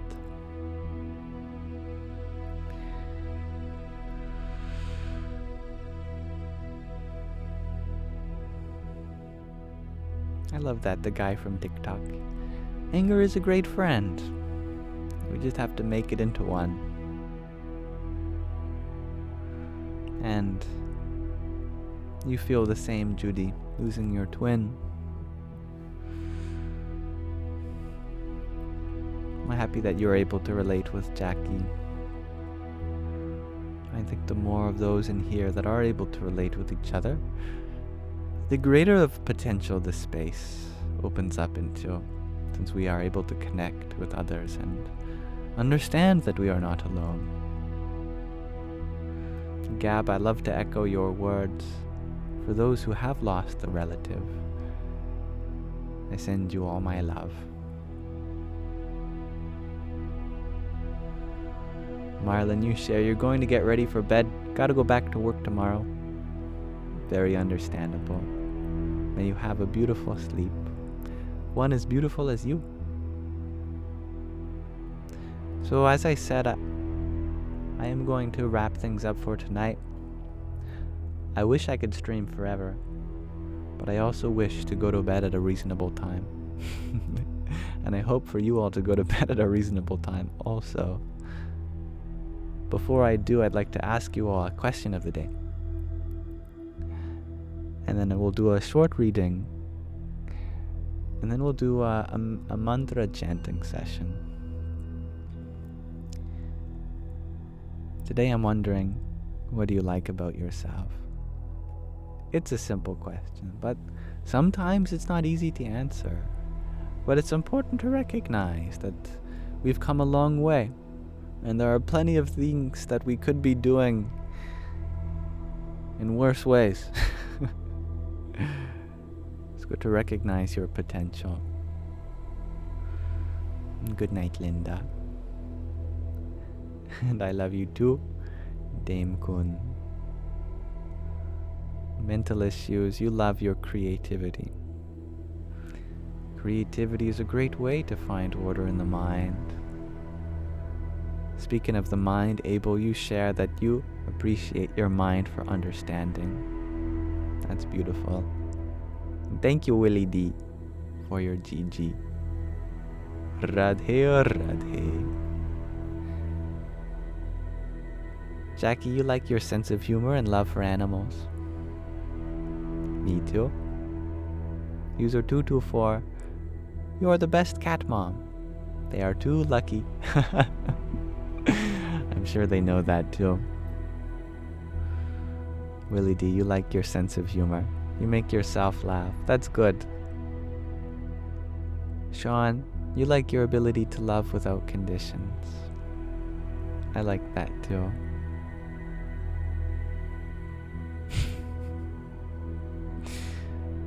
Your soul shares crossfires, and what a beautiful part of you. The only part of you. Leia too, you like your empathy. That's good. The guy from TikTok, you love that you've rescued many cats. I love that also about you. Cat distribution system is working well, I see. Start again. You share being human and living the experience. Magdalene, you love recognizing that the beauty others see within you is but a mere reflection of their beauty. That's so sweet. Kaibin, you like that you can attract things. That's all you can think of. That's great. Alexandra, you share that you like that you are loving, compassionate. That's wonderful. Koribori, you love how strong you are. You've been through a lot. Yes, you have, and you are certainly resilient. And that's so sweet. Thank you, Vegan Pixels, for sharing your good night wishes to Linda as well.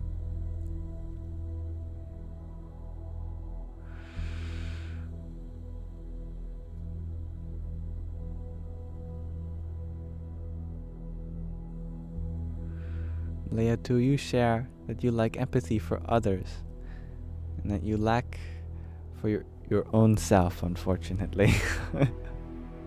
Well, the more we can be empathetic for ourselves, the more we serve as an example for others also. Ashka Mori, you share perspective. Garrett, you don't like anything about yourself other than your ability to let the universe flow through you. That's a very humble answer. Thank you, Judy. G to infinity, you share yourself that God has not forsaken you at your darkest times. Of course not. If God were any other way, he wouldn't be God. God is an ocean of causeless mercy. Michelle, you like when you give your heart, that you give it entirely. Your love is so precious. Artie, you like your willingness to help others. That is a very likable part of you. And Gardening Grey Gargi, you guess, the ability to think about things worth liking is a pretty likable trait. I agree. Jenny, you've also rescued cats. Only 2 though. Well, hey, That's 2 cats whose life we might not know of without you.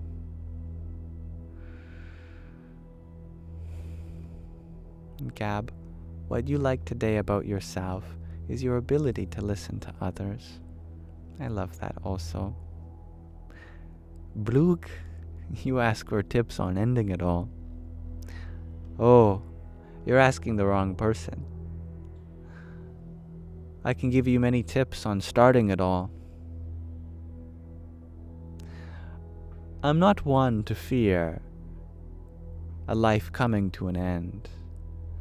I'm one to fear your life never coming to begin.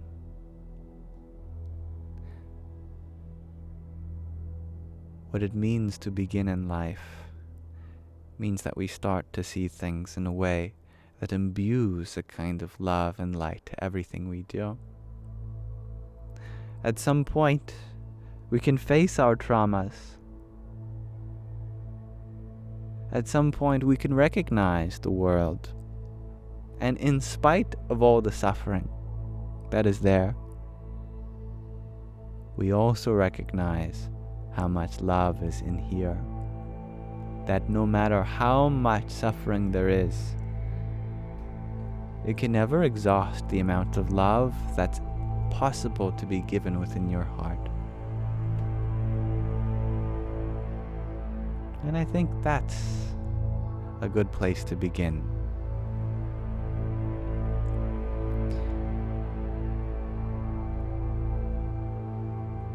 Now, Abel, you like your synchronicity to connect with kindred spirits across time and space. That's a pretty good ability, isn't it?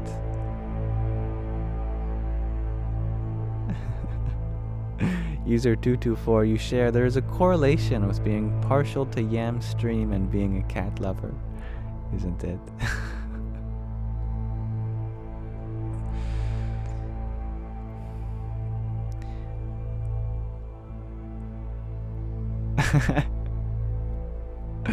Guy, you share the love is too powerful. That's good. See, I hope to do even more than comfort and console you with love, but blow you open and ignite you on fire. And Austin, you like seeing God and flowers and people. That's wonderful. All right. I have had fun with this question of the day. Thank you, everyone. I hope that you continue to keep thinking about all the things you like about yourself, as I will too. Steffi, you share that you like that you're a mystical being and you can't even help it. Plus, it's your birthday. Well, that means you're extra mystical today. And I'm very honored that I get to share this part of your birthday. So thank you for being here. Not just here in this live stream today, but thank you for being here. Thank you for surviving another trip around the sun. You don't have to be here, part of this world, but you choose to be. And I in the world am so grateful for this ability of yours to be here, despite everything you've gone through. So happy birthday. Garrett, you're wondering, have I tried sleepy time sleep? What am I saying? Have I tried sleepy time tea for sleep? Have I tried sleepy time sleep? No. Sometimes I drink tea to go to sleep. I did that when I was trying to get to a place where I would feel comfortable not taking a hit of my vape, since that was an addiction that I strive to be free from. And tea helped me fall to sleep without that urge being so urgent.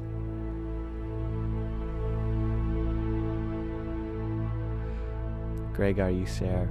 Somebody please put me on to sleepy time sleep. Sign me up for that too. God, same. Says user 224. JPJC, you're wondering, and hello by the way, why I deleted all my videos and now only doing a live? Hey, that's not true. I have one video up now.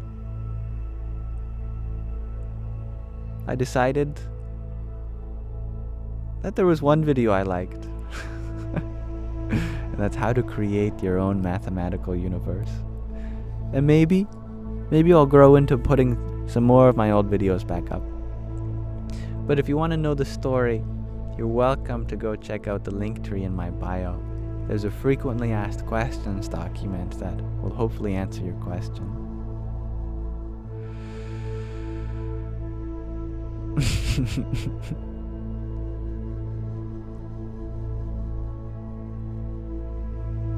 Is my ASMR channel still running? Yes, it's still running.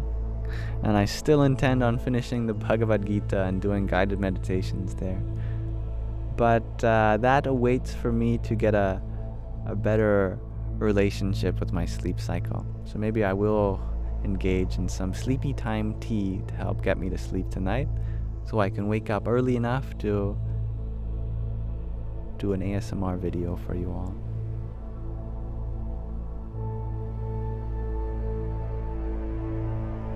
That's a good question, Gaia. Why are blessings rushed? Are you not worthy of a lesson? That is such a beautiful question. And a rhetorical one at that, because I think you have answered yourself so beautifully.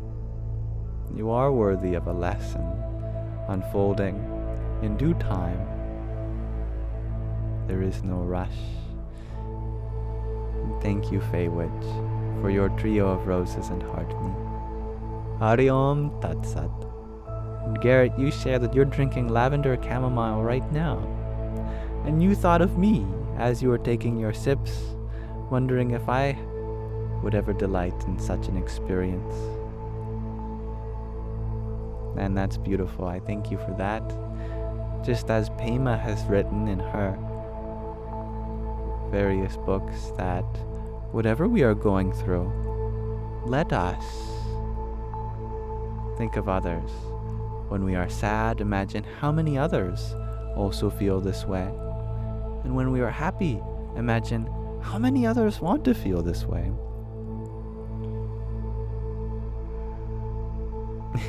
You're very poetic, Gaia. Thank you. Chicken drumsticks, you ask, are there Mazis where I am? Oh boy, this feels like Aussie slang for a mosquito. This is my guess, because it's so evident. Yes, there are mosquitoes, but I've politely asked them not to.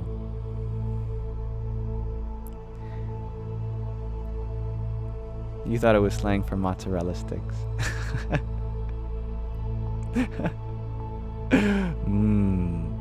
Mazis.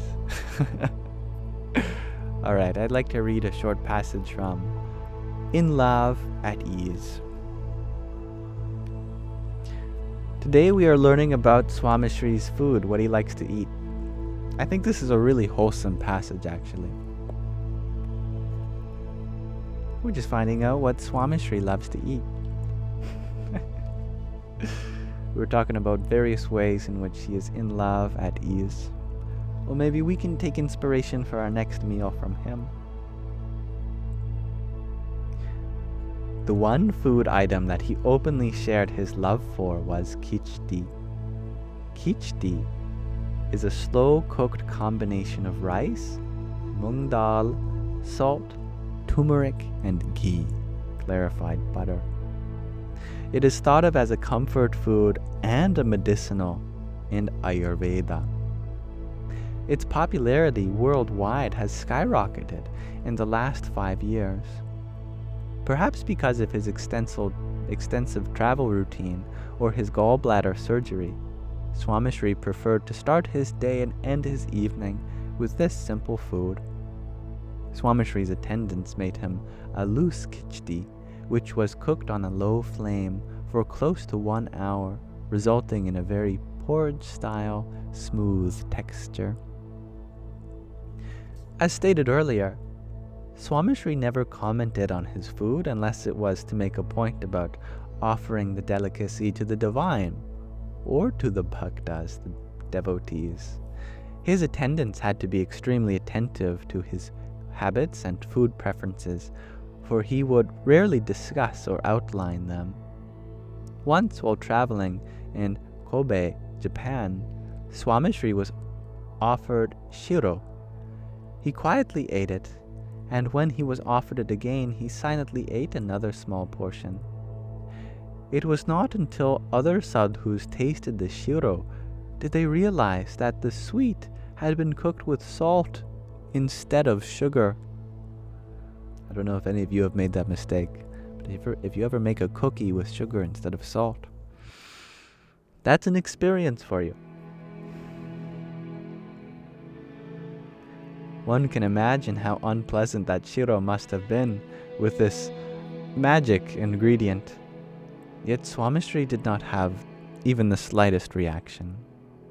Swamishri also never complained if food ran out before having his own meal. He would follow up several times with the lead administrators to confirm that enough quantities of food had been made for bhaktas, but for himself, never a peep. Swamishri was once walking around the lines of bhaktas and sadhus, the devotees and monks, eating in Yogi Ji Maharaj's presence, Swamishri's guru. In Mumbai, several sadhus asked him to sit down and eat along with Yogi Ji Maharaj. They would take care of serving the bhaktas, but Swamishri was keen to serve. Bhagwan Das Sheth, the owner of the home, seated the bhaktas one by one as a spot became available. Though everyone had only expected 50 to 60 bhaktas, devotees, more than 100 came that evening. The food inevitably ran out. Swamishri finished serving all of the bhaktas and then poured some kadhi in his wooden bowl. He drank it and called it a night.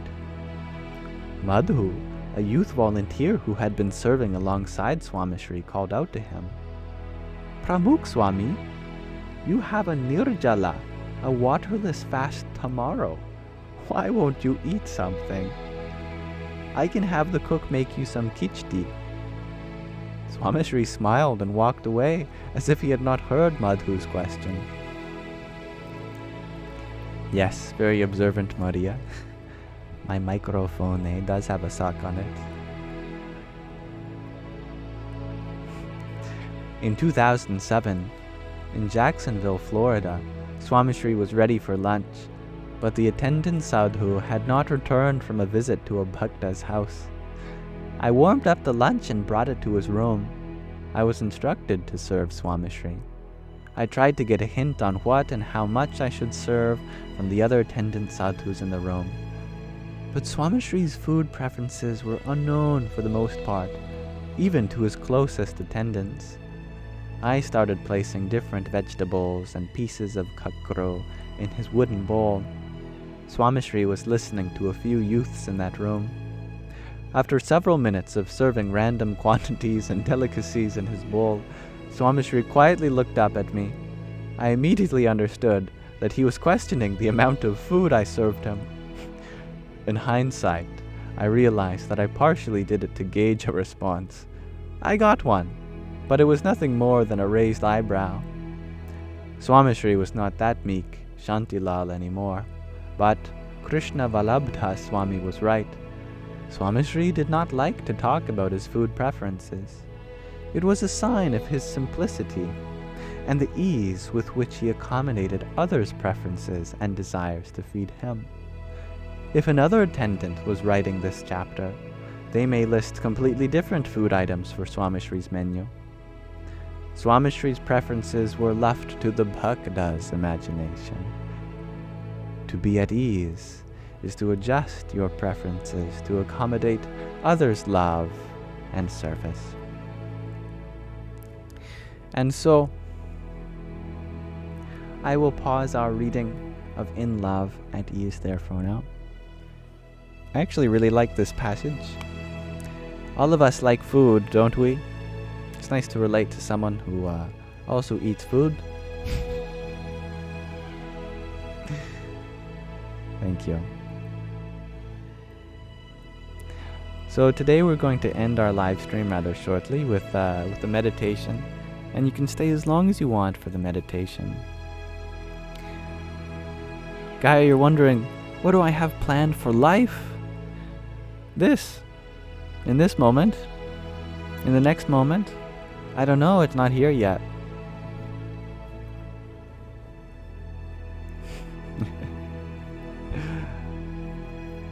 I haven't planned my life, the divine has.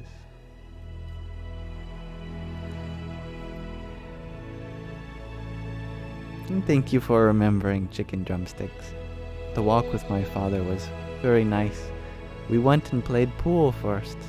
A game of 8-ball pool at a pub. And then we went for a walk in a beautiful garden. Sorry, I'm having hiccups.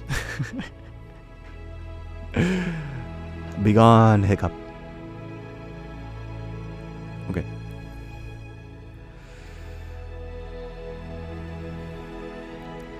I'm going to just prepare a meditation quickly. It's one that has a visual component, so we'll watch it. Just going to turn down the background music that we've listened to so far.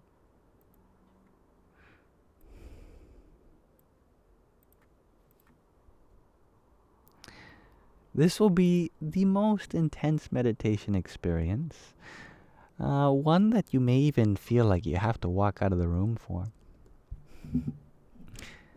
But one that will certainly change the rest of your destiny if you stay for the whole thing. Thank you, Up the Freeway, for your heart me.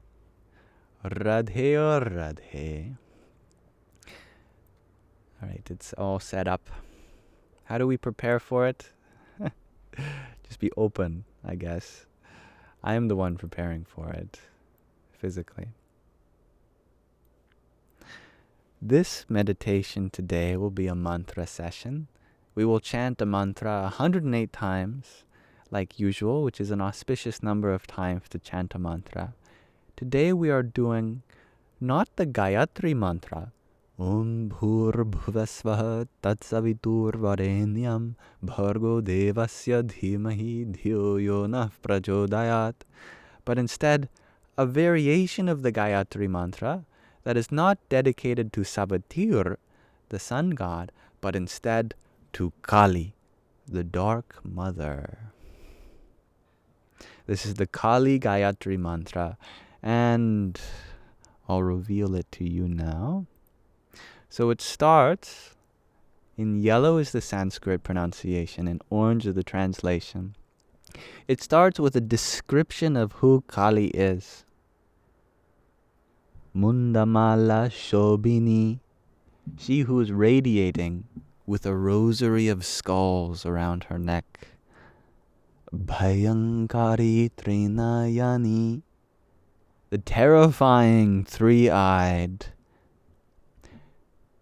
Shavashivaruddha Bhishanarupa, mounting the corpse of Shiva, one with terrific form, and Karalavadani, the fierce-faced. This is the description of the Dark Mother. And of course it goes into the Kali Gayatri. Om Kali Kaye Cha Vidmahe. Om, we meditate on Kali, the Dark Mother. Shamshana Vasinyai Cha Dhimahi. We meditate on she who resides in cremation grounds. Tano Agora Prachodayat. May she, who is not scary to us, lead us forth. No matter how terrifying she is our mother. So there's no need to be afraid of her. But this is dedicated to her dark aspects. The audio-visual will also convey this, so be warned. Kali refers to both time and darkness. Still today, in many Indian languages like Hindi, if something is feminine, but also dark in complexion, we might call it Kali. Kal is also the word in Hindi for time, one of the words. So she represents time passing as well. And that is why she wears a garland of skulls around her neck, because one day she will wear us as a skull around her neck also, as all beings come to pass. Without further ado, let us engage in this Kali Gayatri mantra.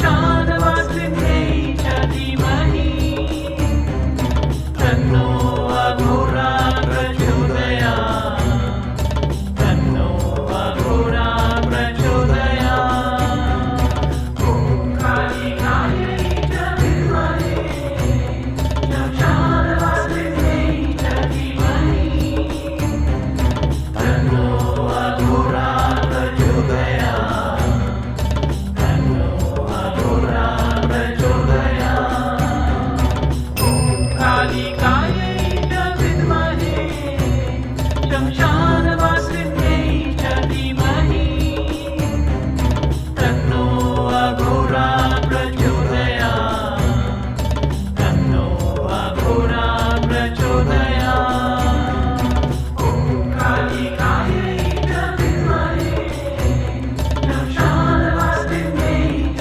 धीमहि तन्नो अघोरा प्रचोदयात् तन्नो अघोरा प्रचोदयात् मुण्डमाला शोभिनी भयङ्करी त्रिनयनी शमशिवरूपाधीशनरूपा करालहरिणी मुण्डमाला शोभिनी भयङ्करी त्रिनयनी शमशिवरूपाधीशनरूपा करालहरिणी मुण्डमाला शोभिनी भयङ्करी त्रिनयनी शमशिवरूपाधीशनरूपा करालहरिणी मुण्डमाला शोभिनी भयङ्करी त्रिनयनी शमशिवरूपाधीशनरूपा करालहरिणी ॐ कालिकायै च विद्महे शंशानवासिन्यै च धीमहि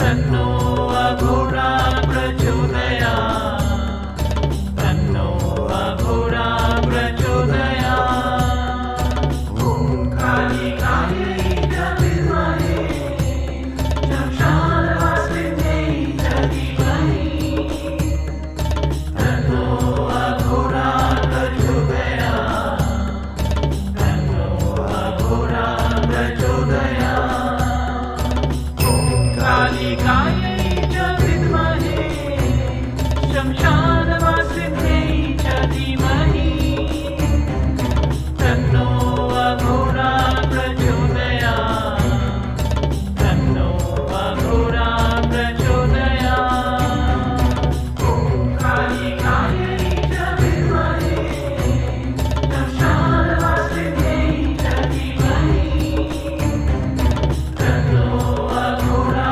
प्रचोदयात् तन्नो अघोरा प्रचोदयात् ॐ कालिकायै च विद्महे शंशानवासिन्यै च धीमहि तन्नो अघोरा प्रचोदयात् तन्नो अघोरा प्रचोदयात् ॐ कालिकायै च विद्महे शंशानवासिन्यै च धीमहि तन्नो अघोरा प्रचोदयात् तन्नो अघोरा प्रचोदयात् मुण्डमाला शोभिनी भयङ्करी Trinayani शमशिवरूपाधीशनरूपा करालहरिणी मुण्डमाला शोभिनी भयङ्करी Trinayani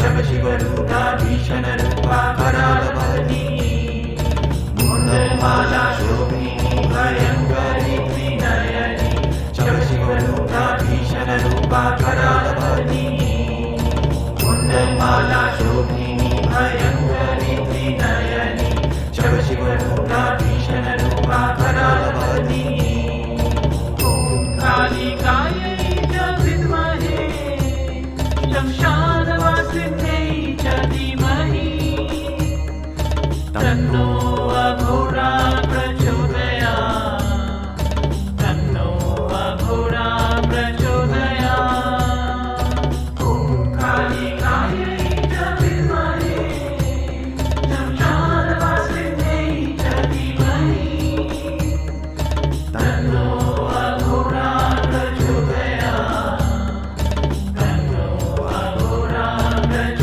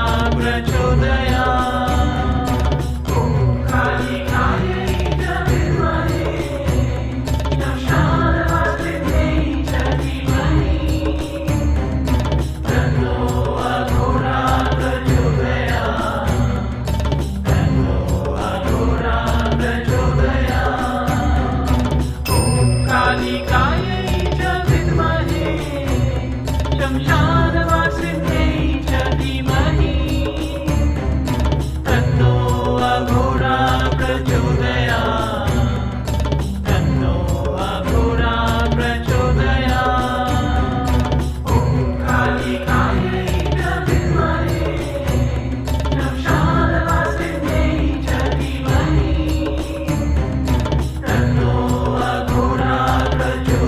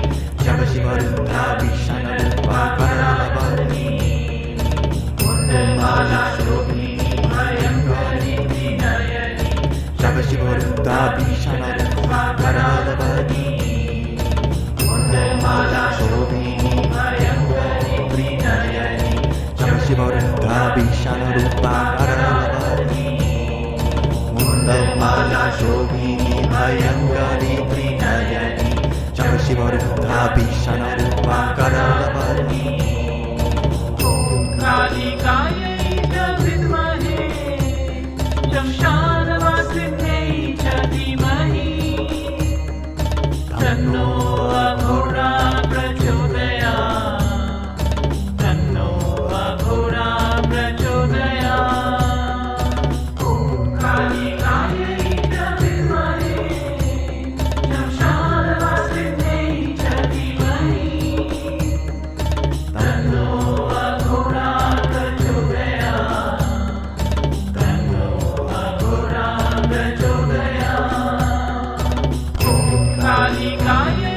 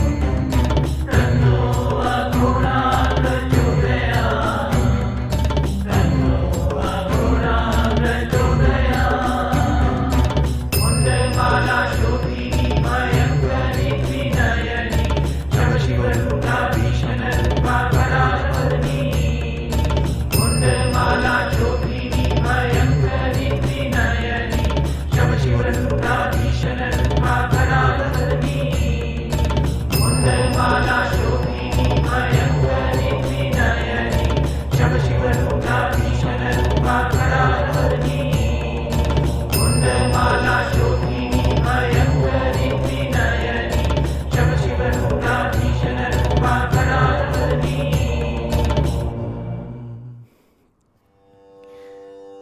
Om Shanti, Shanti, Shanti.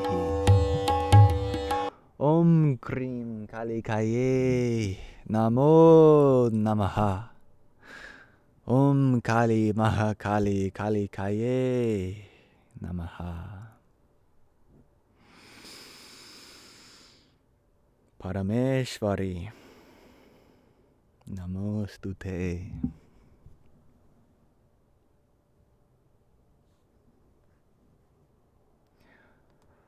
Om, Om, Om. Peace, peace, peace.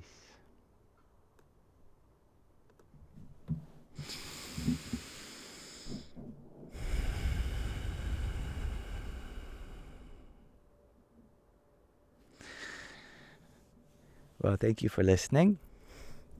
Thank you for being part of this chanting tonight. In salutations to the Dark Mother. May this be an offering to thee. May we be reminded to help cultivate the world in which we don't have to see you. But may we empower the dark side of the Mother to come out when the world needs her. Thank you. That was the Kali Gayatri mantra. There's various forms of the Gayatri mantra. The Gayatri mantra is one of the oldest mantras, and we've been doing so for thousands, probably tens of thousands of years. This one was unique, and it was not only the Kali Gayatri mantra, but it also was a description of the personality that it was dedicated to. Such is why there was that initial part of Munnamala Shobhini Bhayankari Trinayani Shava Shiva Ruddha Bhishana Rupa Karalavadani. Now I wanted to make one point about the Gayatri verse itself. The reason I was late for our Sangha today is because I was trying to figure out the meanings of these words. It took a while. And it took a while because actually the transliteration we saw in the video was wrong. And I forgot to mention that the spelling was not correct. So although in the video it said Shamshan, actually the Sanskrit word for burial or funeral or cremation grounds is smashana. Smashana. That is why you might have heard a difference between my voice and the woman singing, or the difference between the transliteration here and the one in the video. Thank you. Salutations to thee, O Mother. Can I spell it in chat? Yes. Yes, I can spell it in chat for you. Well, which thing would you like me to spell? The correct spelling for cremation grounds? It is Smashana, I believe. Smashana. I won't go into the difference between the sh, the palatal sh, and the retroflex sh. There's actually a difference in the sh sounds in the first part and the second part of the world, but it's good enough as long as we are invoking the meaning in the translation. That's all that matters. So, that was a powerful one, wasn't it? I was listening to that. I was falling asleep to that two nights ago, or Sunday night. No, wait. Saturday night. And I was thinking, wow, I really got to share this. I think this will ignite a kind of fire in the hearts of everyone who listens, a kind of devotion, a kind of appreciation, a kind of empowerment. I think all those things are needed. But yes, Garrett, I will go and drink my sleepy tea. Thank you for all those who stayed. It was a long one today. They go on for hours, some of them. You can really get lost and find yourself in an ambrosia, in amrita, in the elixir of life, swirling around. Chanting, mantra japa is a very powerful kind of yoga, mantra yoga. Underrated. You don't have to meditate on silence, on nothingness, try to erase your thoughts. No. Bring the mind into use. Have it think the most profound thoughts. Let this repetition be your meditation. And let this be an opening experience. Awaken the flame from within. Hello, spaghetti on a plate. Hello and goodbye. And thank you to those who sent a gift while we were chanting. I'm not exactly sure at what point these gifts were given that I didn't have a chance to acknowledge. I think Lucas, you sent a trio of roses. So thank you, Lucas, for those, if you're still here. Radhe or Radhe. And Dob Darker, thank you for your heart me. Hari Om Tat Sat. Hi Bridgen, thank you for your 20 roses, your disco love, your little crown, your best team, your quintet of fires, and a trio of disco loves. Doom Durgaye Namaha. Good night, Gab. And I love that, the guy from TikTok. Make your whole day be one meditation. And Hannah, thank you for your heart me and 11 team bracelets. I saw you come in while we were chanting. Radhe or Radhe. And Joanna Rubio, thank you for your 10 roses and your heart me. Jai Sita Aram. Good night, Garrett. And thank you, Risi, for your pair of quintets of finger hearts. Here's some for you as well. Hari Om Tat Sat. And thank you for reminding me too. Learn about and learn from Guru Dhanet, who comes sometimes and has spoken highly of me, I hear, which is something I am honored to receive. And he's live now. Wow. Perfect timing. You all can go there if you aren't going to bed. Hello, Dansuela. Thank you for this Sangha today. Much love to you. He's playing flutes right now. Oh, how lovely. Just like Sri Krishna. Always playing his flute. Next to his Radha, whom this live stream is an offering to. Radhe Krishna, Radhe Krishna. Krishna, Krishna, Radhe or Radhe. Radhe Shyam, Radhe Shyam, Shyam Shyam, Radhe or Radhe. And hello, Tracy. Gaia, you're wondering before I go, what's my favorite folklore? I love your lore. That's a tough thing to say. Your lore. I love your lore. I love to learn about you and your stories and the mythology that you embody. Thank you, Najila. It is a late stream tonight.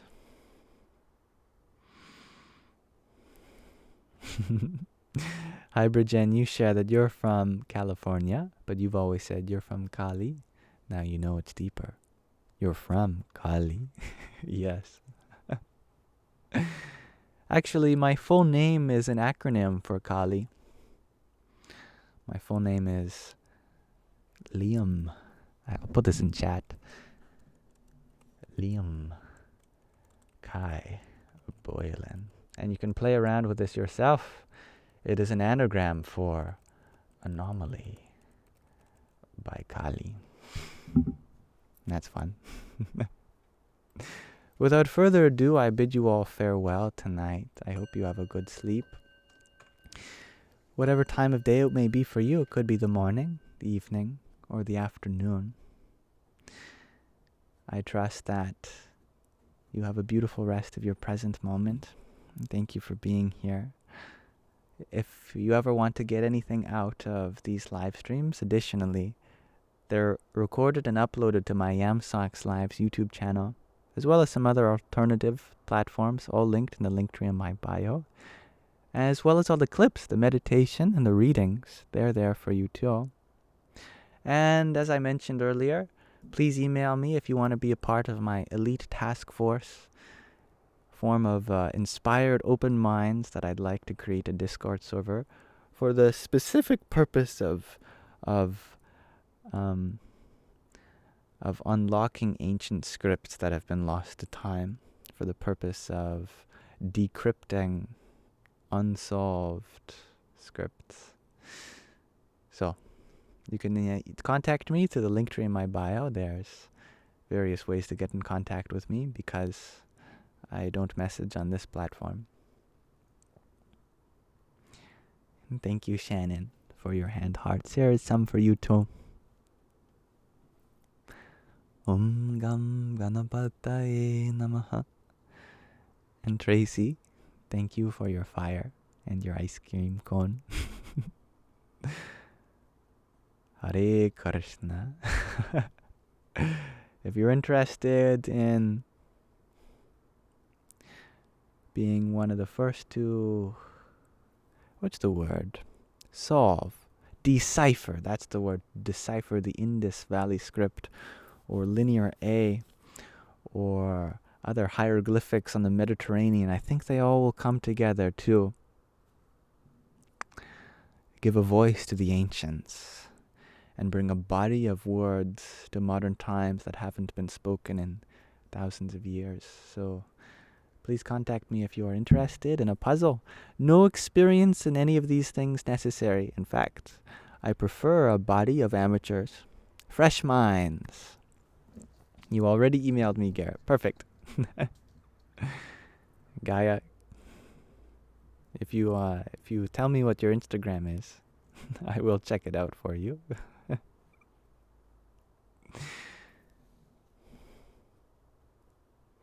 Gab, you missed the Manjira sound today. You did, didn't you? Where are my Manjira? I think I must have placed them next to me while I was picking up Sandy and Shadow.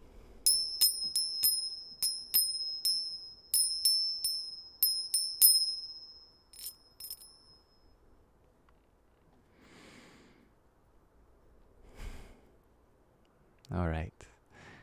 And check out Guru Dhanet before bed. Good night, Shannon. Peace be with you all. May you all carry love in your hearts and share it with everyone around you. Namaskar. Do you want to say goodbye, Mom?